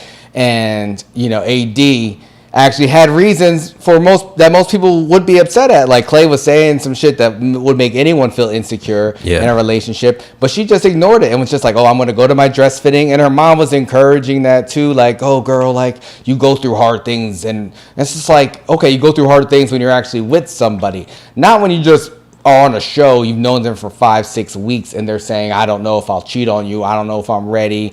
Like, to me, like, all of their conversations were like superficial. They were like talking. It did seem like very surface level. Yeah, I will agree on that. For exactly. Sure. Like they were like talking in hashtags. They're like, oh, black love, like just saying a bunch of shit that you would see like on Twitter. I mean, even her like walking up on the aisle, like down the aisle, he's like, oh, body, like, and she's like, oh, you know, like I got this shit on, like it's ridiculous. And she picks a dress to like have her whole fucking ass out. I didn't think anything was wrong with the dress. But she's trying to like use, you know, her body to guilt him into like being married. And even when he said no, she's like, why? Like, what are you doing to me? Like, oh, why am I not enough? It's like you ignored all of what he was saying because you just wanted to get married. I feel like AD's the type of girl who would marry like ChatGPT. Like she would marry an AI. That's not fair. You taking a lot of shots at my girl AD. I liked her. I will say, a lot of their conversation was superficial. It's hard with some of these shows because they don't show you like the deep part of their conversations. Like, I don't think there was any for them from what we saw, honestly, except for him being like honest about his But past. even when they're in the pods, it's like all of it seems like very high level. Like I just didn't hear too much that was deep. Yeah, I mean, she also liked the fucking serial killer who was one of my villains. Oh, yeah. What's his name? Matt. Yo, he was ChatGPT. He was literally just reading. He was literally just reading off things, asking questions, and then walking out on people. Nobody liked him in the guys' pods or the girls' pods. Yeah, he was nuts, but the weird thing was he actually did talk to her. Like, he had a normal conversation with her, and I was like, maybe he's finally like loosened up after talking to all these people. I don't know, but still, it's like weird that he could only have a connection with her. That's not weird because he had a connection with two people, and she's so desperate. She was one of the people who just went along with it. And wait, who was the other one? I don't remember. What's the girl, Amber? I don't know. It doesn't matter. Like when they were in the pods, though, the girl was saying, "Oh, Matt's telling me this and that," and saying the same thing she was saying, but she didn't say anything to the girl because she was like, but she said it in the diary session, and then she was talking to somebody else about it. That's right. Yeah. She was talking to someone else about it, and the girl comes up to her and it's like, "Wait, what did he tell you?" Like she had to drag it out of her. Like, she left too. That girl was upset. She had self-esteem. Like AD stuck around hoping that this guy was gonna be something when he's just reading off questions to you, and that's how I guess I feel like in Love Is Blind it's all desperate women and like, you know, really weird guys who like only like who are either clout chasing or are uncomfortable talking to women in real life, or you know they have a girlfriend on the side like a couple of guys. Yeah. So I want to talk quickly about Kenneth and Brittany. Now, Brittany, I liked her. I thought she was cool. I thought she was trying to take it seriously, and honestly, she started to look better and better as the show went on to me. But Kenneth, when they got matched, I was like, oh, this dude got to be in love with her. And then I was like, oh, this dude got to be gay. Damn, you thought he got those vibes for real? Yeah, I really did. I really did. And then after he had that conversation with AD about like, oh, she has to be able to raise black kids and stuff like that, which I thought was grimy on AD's part, but I get her bringing that up, but I still think she was like... I mean, she was in a lot of people's business. She was dirty macking. But I thought that I could definitely see a shift with him, because he was gassing up AD crazy, and then with his own girl, he was like, nah, I don't even want to touch you. I feel like he just felt more comfortable behind closed doors. It didn't seem like he was comfortable. Oh, he was definitely behind closed doors. He's in the closet, you're saying? I'm serious. It's either that or he had a problem with the race thing. I don't know. He didn't seem like he was used to being around women, and honestly, I mean, he seemed like he's a middle school principal. He's like 25, so he must work a lot. So like I could see him being a little bit more sheltered. You know, Gen Z is a little bit more socially awkward. We talk about guys who aren't around women. That's the sense I got. Really? But it was awkward to see him like stare at his phone. I felt bad for her too. Yeah, he just stayed on his phone. The second they moved in together, I was like, oh, this shit is over. Yeah, and I'm glad they ended like, you know, showing them early on, because the one couple who did get married, they were the most boring couple ever, man. They were. I wanted to skip through that whole episode when it got to them. I was like, all right, this shit is done. Like, for real, we saw what we wanted to see, and their whole storyline was it? Amy and what's it called? Johnny. Amy and Johnny. They're the only couple who got married, and all they talked about was her not being on birth control the whole time, as if, you know, you're not like 30 years old, man. Like, how do you? That's what I'm saying. Like, bro, just pull out. Like, pull out. Oh my god! I don't get it. I don't get it. It was so strange to me. That, or just wear condoms. Like, it was stupid. Yeah, they were boring. But I will say my number one villain of this season. I mean, it's hard because I really disliked Chelsea. Like I hated Chelsea. I ragged on her the whole time. Yeah. Natalie was like, "Oh, here comes the girl that you hate." Like, she knew it. Yeah, Chelsea's also a Libra too. That's your sister. Your Libra sister. She's not. I don't claim her. She is. I looked up their zodiac signs because my number one villain is Laura. Really? Yeah. I liked Laura. Bro, you like all these bitches. Yo, because when she snapped on him at the end, I thought that shit was fire. Yo, she was a loser in that situation, man. She was the loser, but she definitely read him his rights. No, she did not, man. No? No. I thought she went off. She thought she went off, but she was mad in tears, and he was on a jet ski with Sarah Ann, who is also my number one hero. Baddie. What? Yo, you are sick. Sarah Ann, like Sarah Ann. I liked her though. She's a patriot, first off. Secondly, Sarah Ann was my number one hero. You know, she saved Jeremy, you know, from making a mistake with Laura. Yeah. And there's another article. I'm not sure if we'll have time. You think she topped him up or no? I don't know. Whatever happened in that car ride, they was out until 5:30 in the morning. And he put his location on too. Like a dumbass. Or like a smartass. Why would you do that though? It was a setup, man. This is what prompted. Why would you share your location and then go to this chick's house? This is what prompted me to like look up their zodiac signs, right? It was Laura's behavior, because when she took him, first off, as soon as they saw each other in person, yeah, I could tell it wasn't. Yeah, she was nitpicking him. She was like, "You can't do this. You can't wear this. You can't wear Hawaiian shirts or ride motorcycles." And when she visited his house, she was like trying to look for things that were messy. Mm-hmm. She gave him like, he was the neatest dude in the world, though. I was like, he's like crazy. Serial killer neat, yeah. But she was looking for things to complain about, and even she was just making up things like, "Oh, don't spit in the sink or do things." And he was just like, "What do you think I am?" So she was negging him the whole time, and she, even in front of her family, she was saying, "Oh, I listed off all the negatives, like his, you know, goofy shirts or all this stuff, but the positives were so much." And I was like, "This bitch is a Virgo. Like, I know she is." And then I looked it up, and she is a Virgo, Laura. Wow. Yeah, but he's also a Scorpio, so I feel like Scorpios are like really vindictive and also very like low key. Like they'll be very like passive aggressive. So I feel like he did that on purpose. Like that definitely was him. That definitely was him. Yeah, man.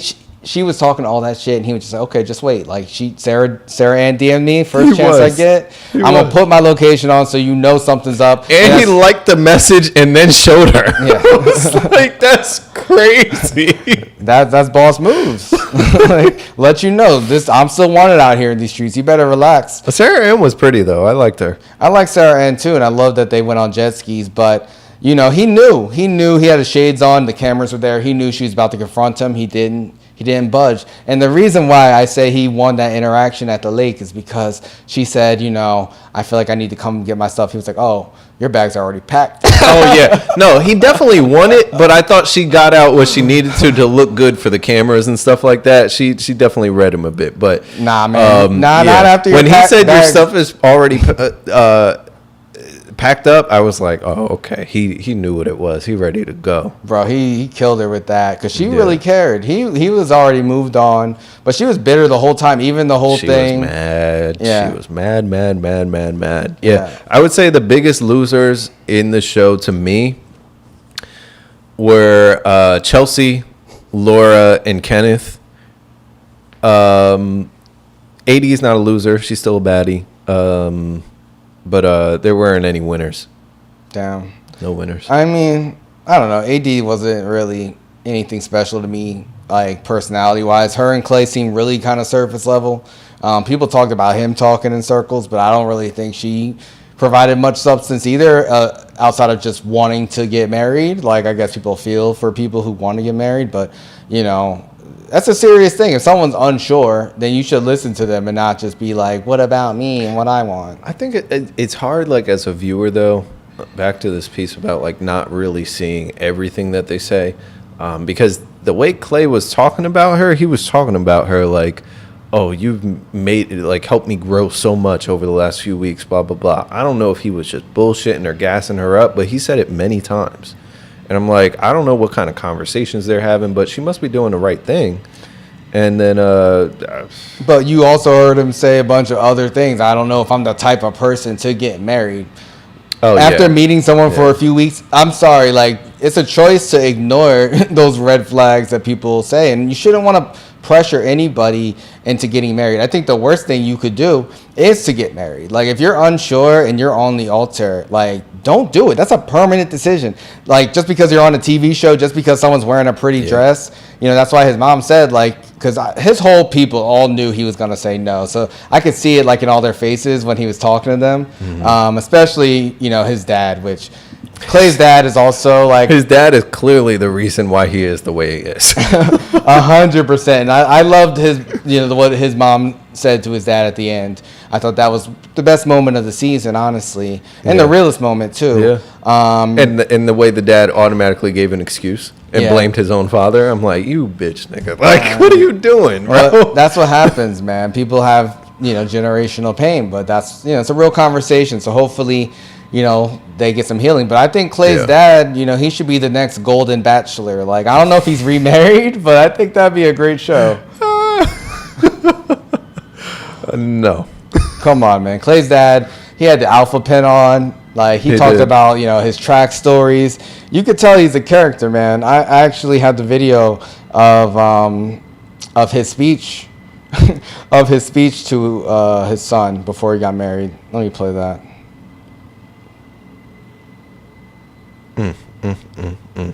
Damn. There were so many people that they literally never even showed, though. I know that's the problem of going on these shows. Like, I was talking about, like, Squid Game, the reality show. Like, it's like 400 people on there, so you don't even get camera time. Dude, like, I would say more than half of the people, they never showed them anytime they weren't in the common area.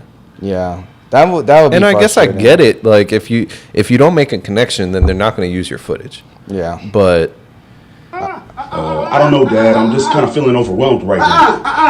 I don't know if I can use as good of a cheater as you, Dad. Let me tell you something, son. Let me tell you something. If you think you're beaten, you are. Wow, Dad, that's real. You think you dare not, you don't. That's deep. That's deep. Humpty Dumpty sat on the wall. Humpty Dumpty had a great fall. Yeah, he did though. He did though. This ain't Texas, and ain't no home. I like that, Pops. I like that. Yeah, Chloe. Curbing my shit in layers, ho. I'ma keep that. I just wanna Hey. I just wanna Hickory dickory. This ain't right, yo. The mouse went up the clock. 100, Dad. 100 for sure. Peter Piper picked a peck of pickle peppers. True. You see what I'm saying, son? You got the fly. For sure, for real, no doubt. Be alright. Wow, inspirational. It definitely did look like when him and his dad were talking, like it was a weird dynamic. Yeah, weird. Like there was tension. They wanted to be there for each other. Like it was just a weird interaction to me. Yeah, it was weird. But shout out to Clay's dad. I feel like he made the finale really good, and his mom. She held it down. But you know, that's why there was barely. His mom was legit. Yeah, she was good. She was cool. That's why there was like barely anyone at that wedding, like because they knew it wasn't gonna happen. Everyone except for like AD knew. But me and Nat were talking about that. Like all the weddings were very small. Well, there was only 2, and the other one had a lot more people. I felt like. You think the one with Amy and what's his face? In comparison, I'm saying it had a lot more people. I mean, it's a TV wedding. It's always usually. And that's what we talked about. We were like, it's probably just a small group. The TV's not going to pay for like you to have this big blown out wedding. But that's the thing for me. Like the most embarrassing part of these types of shows is like bringing your family and friends. Yeah. Like getting everyone dressed up, having everyone talk, knowing that this ain't real. Yeah. A few weeks, so it's a tough timeline to make that kind of decision. I don't think I could do that. No one should do that. It would have to be a crazy connection. Like it would have to for real be a soulmate, and I don't even believe in soulmates. You don't believe in soulmates? What do you mean? I don't believe that there's one person like that's your soulmate in the whole 7 billion people in the world. I don't believe in that. Really? No, I don't. Why? Because there's 7 billion people in the world. Well, what does it have to do with anything? Could be any amount of people. I feel like it's more like a scale. Like there's a extreme compatibility, and then there's like, oh, we're compatible, it can work. And then there's like, oh, we're not compatible, or we're definitely not compatible. I feel like it's that kind of sliding scale. I don't believe like there's one person who's my soulmate that I'm supposed to end up with for the rest of my life. I don't believe in that.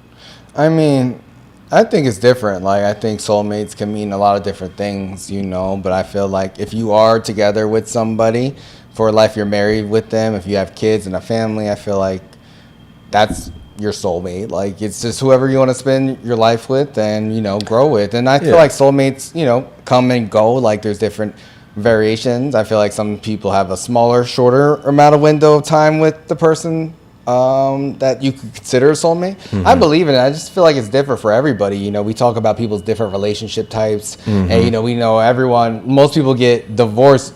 You know, most people who get married end up divorced. Some, you know, it's obviously more complex, but I do believe in it. I definitely think, you know, people have their soulmates. It doesn't need to only be one person, but I feel like if you're building something with someone, living life, I believe in that. What about you, Troy? More than one soulmate? No, I'm saying it's different between all, you know, different people. Okay. You know, I think one person is possible, but not for everybody. Some people may not ever have that experience, but, you know, what do you think, though? Yeah, I think I kind of fall in line where you said, Brian, it's kind of like a scale of compatibility. I would call that like multiple soulmates. So I would think, you know, it may not just be like one person. It could be like a few people, you know, maybe like 3 or something. Isn't that like a saying that they say you have like 3 soulmates in every life, like the person you should have been with, the person you're with, and the person you could have been with, or something like that? I feel like I heard that somewhere. Oh, but interesting. Yeah, I would say I believe in soulmates, multiple though. I don't think just one. Yeah. I don't know. Maybe it's just the word soulmate that I don't agree with. But like what you described to me, it sounds like the love of my life. Like I would say that about Natalie, who I'm with now. But soulmate, I don't think that exists. Why do you even make the difference? I'm just saying, I don't think it exists. Like, that's ridiculous. You might as well just lie. For what? Because I don't understand the difference. Like, I don't understand why you believe in one and not the other. I feel like they're... Because the way you described it, like love of your life is the person that you are loving for your whole life. Versus a soulmate is like, oh, this like otherworldly connection. Like, I don't know what you're talking about, man. Otherworldly connection. Like, I feel like you're putting too much on this. Like, I feel like. But that's how I've used the word soulmate. Well, I feel like you're viewing it in some like majestic type of way that's just not reality for anybody. I mean, it could be for some people. TV shows or something. I don't know. It could be for some people. I don't know. I don't know either. What does soulmate mean officially? I don't know, but you're not finding it on Love is Blind. I'll tell you that much. I think it's a scam, man, and I think they should stop the show. Like, honestly, like... You think? I mean, for our purposes, like, it's entertaining. But it makes no sense. Like, love is not blind. You should, you know, be able to get to know somebody before you make a permanent life decision and be with them forever. I don't think it's a natural timeline either, especially when half the time you spend are with cameras on you. It's just like you can't even really totally be real. Actually, you know, one thing I do like about Married at First Sight in comparison to Love is Blind is at least they have counseling throughout. Even though I don't like their counselors, I feel like they're obviously trying to, like, you know, put more gasoline on the fire sometimes. Wait, Marriage at First Sight? Yeah, Married at First Sight. They actually get married on the first episode. Oh, so nah. It's different. You don't get to choose. But at least they have counseling. Like, Love is Blind needs some type of mediation, because, like, we just see these unhinged situations, because I'm like, I see Chelsea, like, making up things and being so upset, and I see AD just accepting things that maybe she should challenge a little bit more. You know, I feel like having that mediation would be really helpful. Nah. But I don't believe in the concept at all. I think it's all bullshit. Why have I not even heard of Married at First Sight? And this is like the 17th season or something. Because it was on like the We channel or some I don't know. Okay. But yeah, Married at First Sight. I know you watched one season, Troy. No, it's on Lifetime now. Oh, it's like I get those channels mixed up. It's probably always there. But yeah, let us know who are your heroes and villains of Love is Blind. I think, you know, I can't wait to see. What do you think's going to happen in the reunion? I just want to say Laura is, you know, dodging the smoke, not showing up. I know. I saw the clip. She wasn't going. Nah, she's not a boss. She's soft. You're right. She's soft. I don't like her. Her family didn't even really like her. So, like, I hate people who just like try to nitpick other people. Like, if you don't like them, just don't be with them. Don't try to change somebody and guilt. I don't like. Yeah, I didn't like that she was going at his clothes and stuff. She was like, "Oh, you got to get rid of the Hawaiian shirts." Like, why do the Hawaiian shirts matter?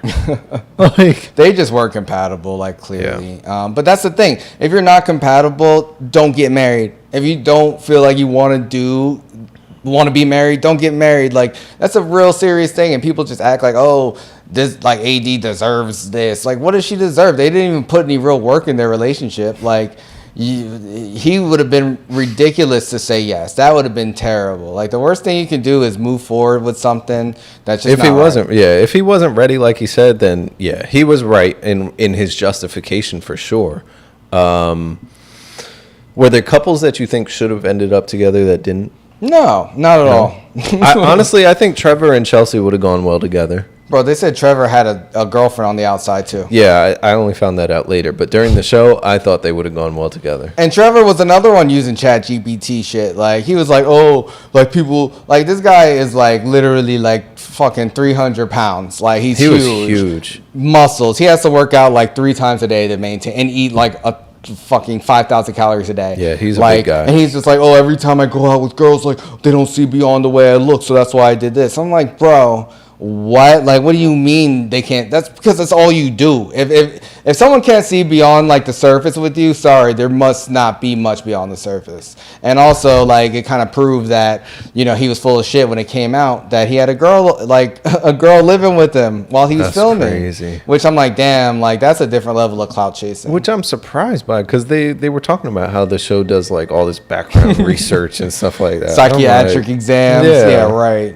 These people are crazy. Yeah, Trevor, I think he has the most Instagram followers, him and Jess. Like, they got, because that's what they wanted, you know. And Trevor reminded me of the girl who gets, like, the giant boob implants and only wears, like, open cut shirts, and it's just like, oh, people just don't ever see behind my boobs. Or nah, but he worked for his. Hey, surgeries work too. Like, when he was sitting down and had the shorts on and I saw this dude's calves, I'm like, what the fuck is this right here? Pause, man.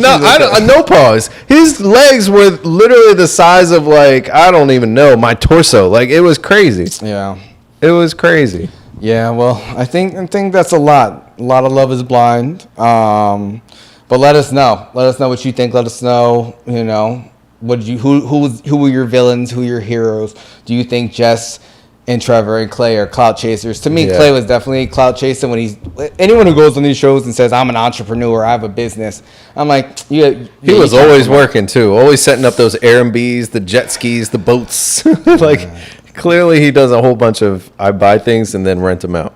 Boats and hoes, man. Yeah. And AD worked in nightlife. Like, they barely saw each other. That was another one of their storylines. It's just like, how is this going to work? Just because she's friendly and just overlooks everything? Like, I could tell that he wasn't all the way in, though, when he started talking about, oh, it's like an hour drive to go, like, fuel up the boats. And I'm like, wait, so you can't wake up an hour earlier to fuel up the boats in the morning? You got to do it and you can't sleep over with her?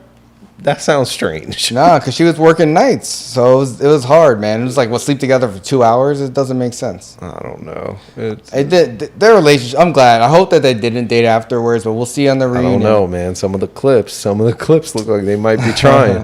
Whatever. I wouldn't be surprised. But hey, people were really upset at Clay.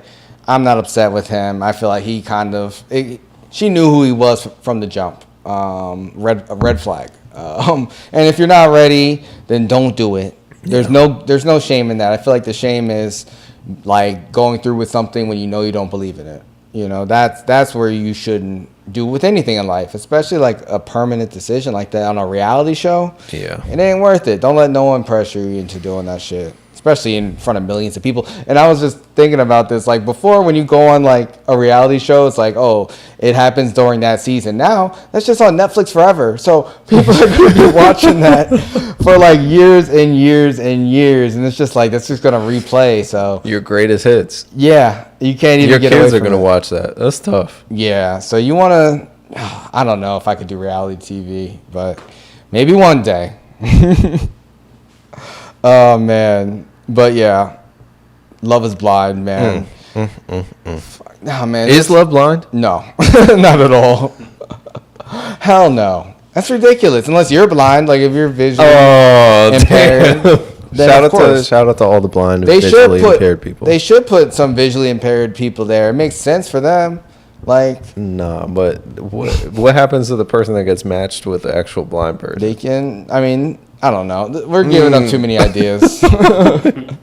But I don't know. That's weird when they mix like something super serious like marriage in with the reality TV. Like I like reality TV that doesn't have so much pressure on it. Like, I mean, listen, but it does add to the entertainment. Before, when they had Tila Tequila and Flavor Flav and I Love New York, all those were just for the opportunity to date them.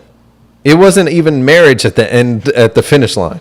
Well, thank God. Yeah, that too. But they added marriage to it, and they gotta stop. They gotta stop doing that. At least maybe end with an engagement. Like just lower it a little bit. You know, like you're like, oh, we'll couple up. We'll see if we want to get engaged at the end. But no, we need that suspense. We need to see them at the altar. That's why people watch the show, and that's why people can't be upset when people love seeing hearts break.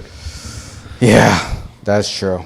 That is true, man. And this one couple, they said that they were going to elope, but the bride's family followed them. This story was so strange to me. Mm-hmm.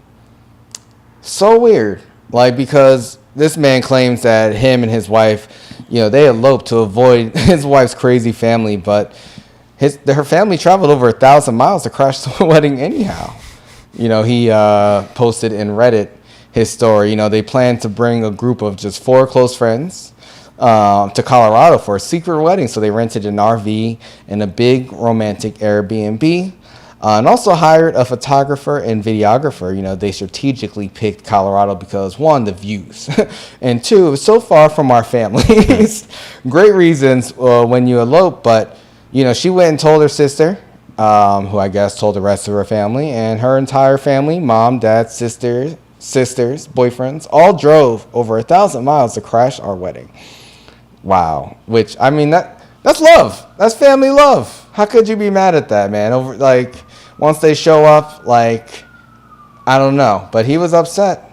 I mean, why did they have to drive first? Like, well, why you drive shaming? They made it there. I'm just asking, why did you have to drive? But anyway, yeah, so apparently it turned out to be a disaster. So the family, they welcomed themselves into the Airbnb, followed them to the wedding, and then they hijacked it, basically interrupting the ceremony so that they could pray for them. And then after the wedding, they insisted that they all have a party at the Airbnb, and they ain't travel out there for no reason. And unfortunately, the bride had to break the even bigger secret, aside from the engagement and the wedding, that she was pregnant because she couldn't drink. Yeah, and this is where this kind of got really weird to me, because the husband, he starts complaining about how his wife's mom was excited to be a grandmother, which I'm like, normal behavior. Like, what do you expect her not to be excited? He's like, oh, now this is about her being a grandmother and having another offspring to manipulate and not about our wedding. And it's just like, what? You just don't want them to be there. Stop just getting mad at people for being happy. Like, I don't understand that. I mean, I think he was more upset that his big idea for the way that this was supposed to go basically got crashed. Like he talks about, we didn't get to go to the ice skating ring. No ice sculptures. Didn't go to Denver. God. Oh my God. Our first dinner as a married couple was eaten separately. We were supposed to have 800 pictures and 2 videos and 1 movie of the whole weekend. We ended up with 140 pictures, 0 video, and no after movie. I think he was more mad about like Instagram. He couldn't get them posts off. He wanted them likes. Oh man! He also said they lost a ton of money and didn't get a chance to hand in their marriage certificate. Well, maybe you shouldn't go through it, man. If you hate someone's family that much that you go across the country to get away from them and you're not on the same page with your wife, because to me, like, I always have a rule, like, when it comes to dating someone or being married to someone, it's just like, you know, people should manage their own families. You know, you don't want to have to like be in conflict with your significant other's families. Yeah, for real. Handle your own family so there's not conflict, because you don't want that. You know, at least I don't want that. I hope most people don't. I think there's a fine line with that though, because like at the same time, you should both be able to welcome each other into your families, and make it feel like, you know, you're part of the family. But yeah, with certain things, it's like, all right, for this, you need to go talk to your mom and dad. Yeah, and if it was so important to him, like that her family wasn't there, it doesn't sound like she shared that. The thing that was super alarming about this to me is that he didn't even say anything that she wanted. He didn't even say that anything she was upset about. He was just mad that her family was there. And I'm just like, well, why would you marry into a situation? You think you can kidnap someone away from their family and, you know, and cut that relationship off? That's not right. That's extremely selfish.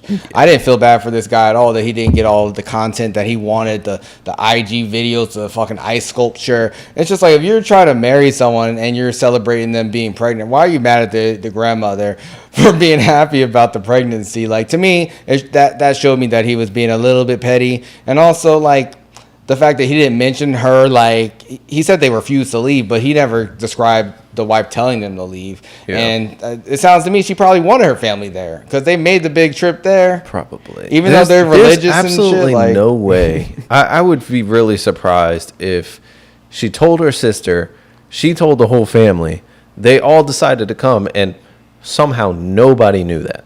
Yeah. Yeah. It sounds a little like your wife is working against you, buddy. For real, like, you know, I don't know. Troy, what did you take from this? You know, eloping, it seems like this kind of ruined the whole point of them eloping.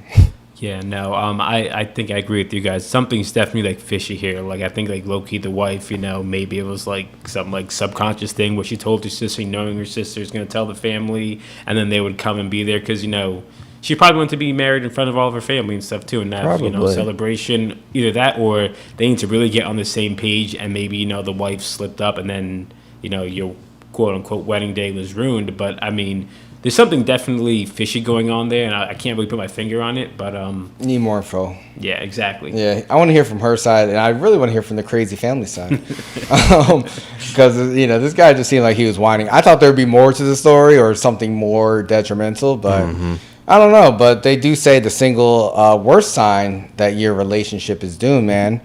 Did you get a chance to see what it is? No, I didn't see this one. It's contempt. Man, so this couples coach, Debbie Rivers, told the Daily Mail that contempt is the biggest predictor that you are headed for a breakup or divorce. Contempt is characterized by the feeling that some person is inferior and presents as name-calling and a feeling of superiority, insults, eye-rolling, or jokes at your partner's expense. It is feeling like they are beneath you, an air of superiority.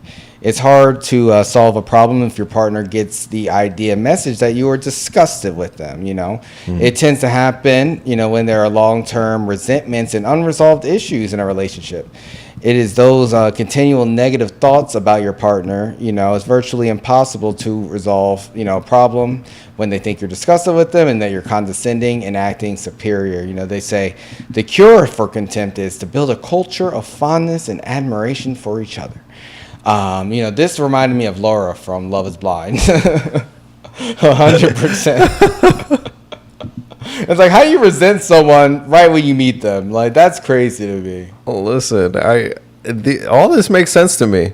It sounds like a breeding ground for just negative thoughts and like bad feelings, and that leading to arguments and things like that. Have you ever felt this in a relationship from yourself or someone you were with, like that contempt, or like, you know, someone getting to the point of getting on your nerves and making you act a little bit out of character? Not in like a serious relationship, but I could definitely think about instances where like people I was dating and I felt like that, and that's why I was like, nah, it's not gonna work.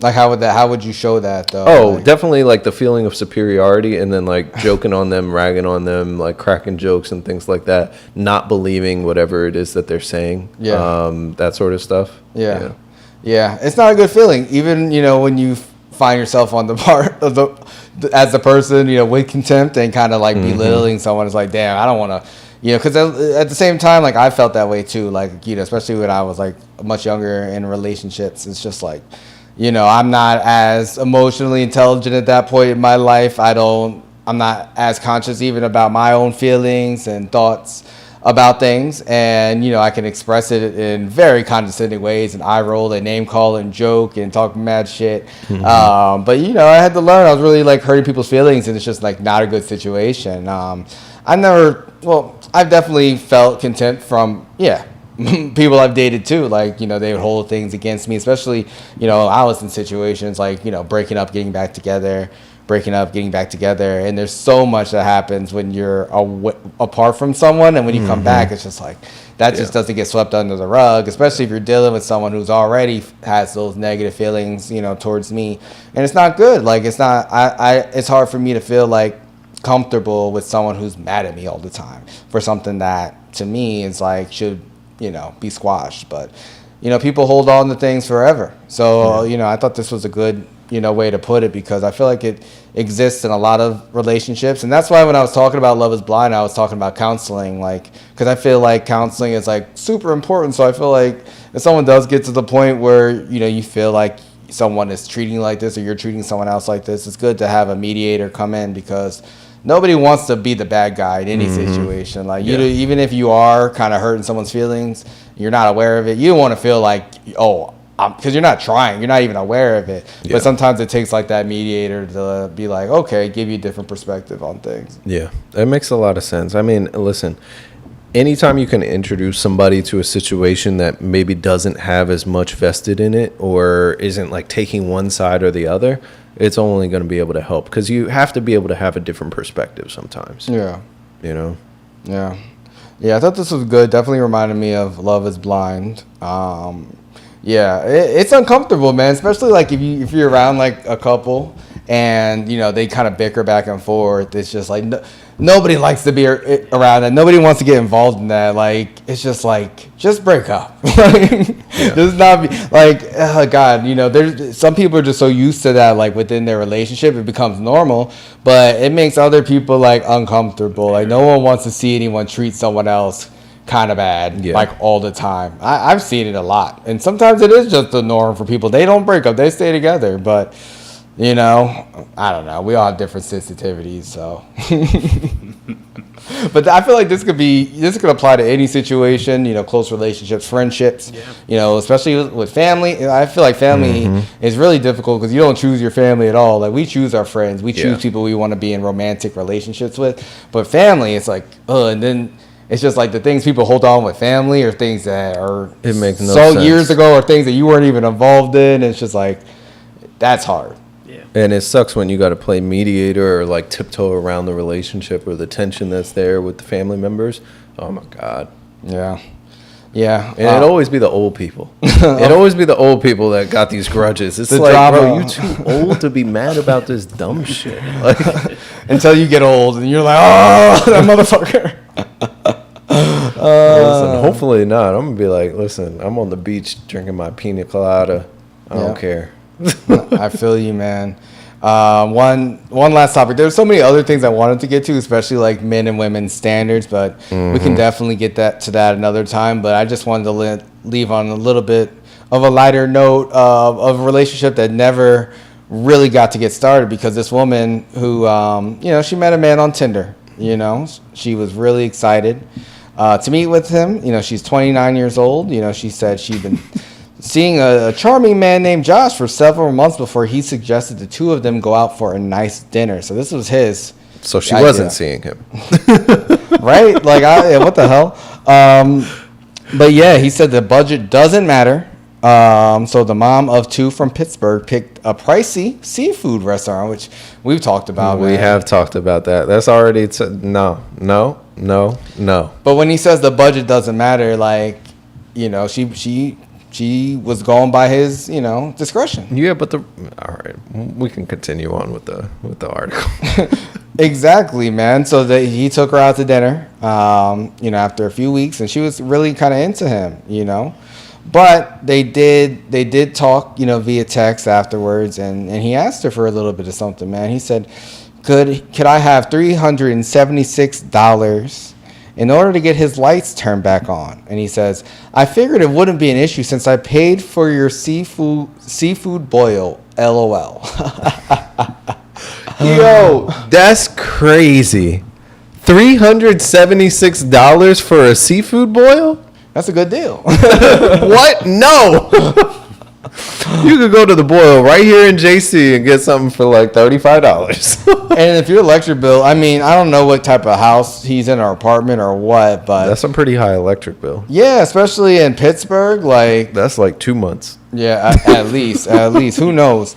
But yeah, she said, obviously she thought he was in better financial standing since he was, willing to take her out. Yeah. So she goes, LOL, really? I'm not sure this is going to work out. Good luck. And blocked his ass. That is hilarious. She cut him off quick. See, this is where AD would have sent the money and been like, marry me, please. That's not fair. That's not fair. She said that he was very handsome, smart, kind, and he seemed very well put together. He had a similar sense of humor, and we got along great. The chemistry was there. I feel like we were even. I wasn't using him for his money and expecting him to pay for everything. I enjoyed his company and would have paid for things too. He knew that, man. It's a setup. I'll take you out somewhere nice and you'll start paying these bills, man. Like, do you think that he's used to doing this to people? I don't know what he's used to, but that's crazy to ask somebody to pay for your electric bill after you took them out to eat. Yeah. Have you ever been asked to pay for anything, like after one date for anyone? No. Wow. But Natalie be trying to get that shit off. Like, oh, pay for my nails if you want me to get my nails done. I was like, I didn't say nothing about your nails. I just said, stop chewing your cuticles. Self-control. So funny. That's someone you're with. This is different. No, it's different. But no, honestly, I haven't gotten anything crazy like that. Yeah. Yeah, no. So have you? Not directly. I see like girls will post stuff on like their dating profiles, like buy me a gift, buy me this. But usually, I don't. I would never send them. No, hell no. I'm like, hell no. I'm not doing that. You don't hit the Cash App real quick? No. No. That's crazy. Like, I don't know if it's AI or who you are. Like, I need to. I don't give away things at all. Like, I'll treat people to dinner, or drinks, or whatever. Like, I'll even go to concerts. Because things I naturally do. I'm not going to go out and spend money outside of myself or a gift to get someone to like me. I feel lame doing that. But if someone wants to do that for me, I'm not stopping you. Make women's history, treat a man. That's right. That's right. Do it. Yeah. Equality. I'm not going to be mad at it, but it's nothing I'm going to look for. Like, it's funny because there was another article that I wanted to get to, but we'll get to it another time when we talk about standards and stuff, because there's one TikToker, she went over like all the billionaires, all the spots to like bag a billionaire in the city.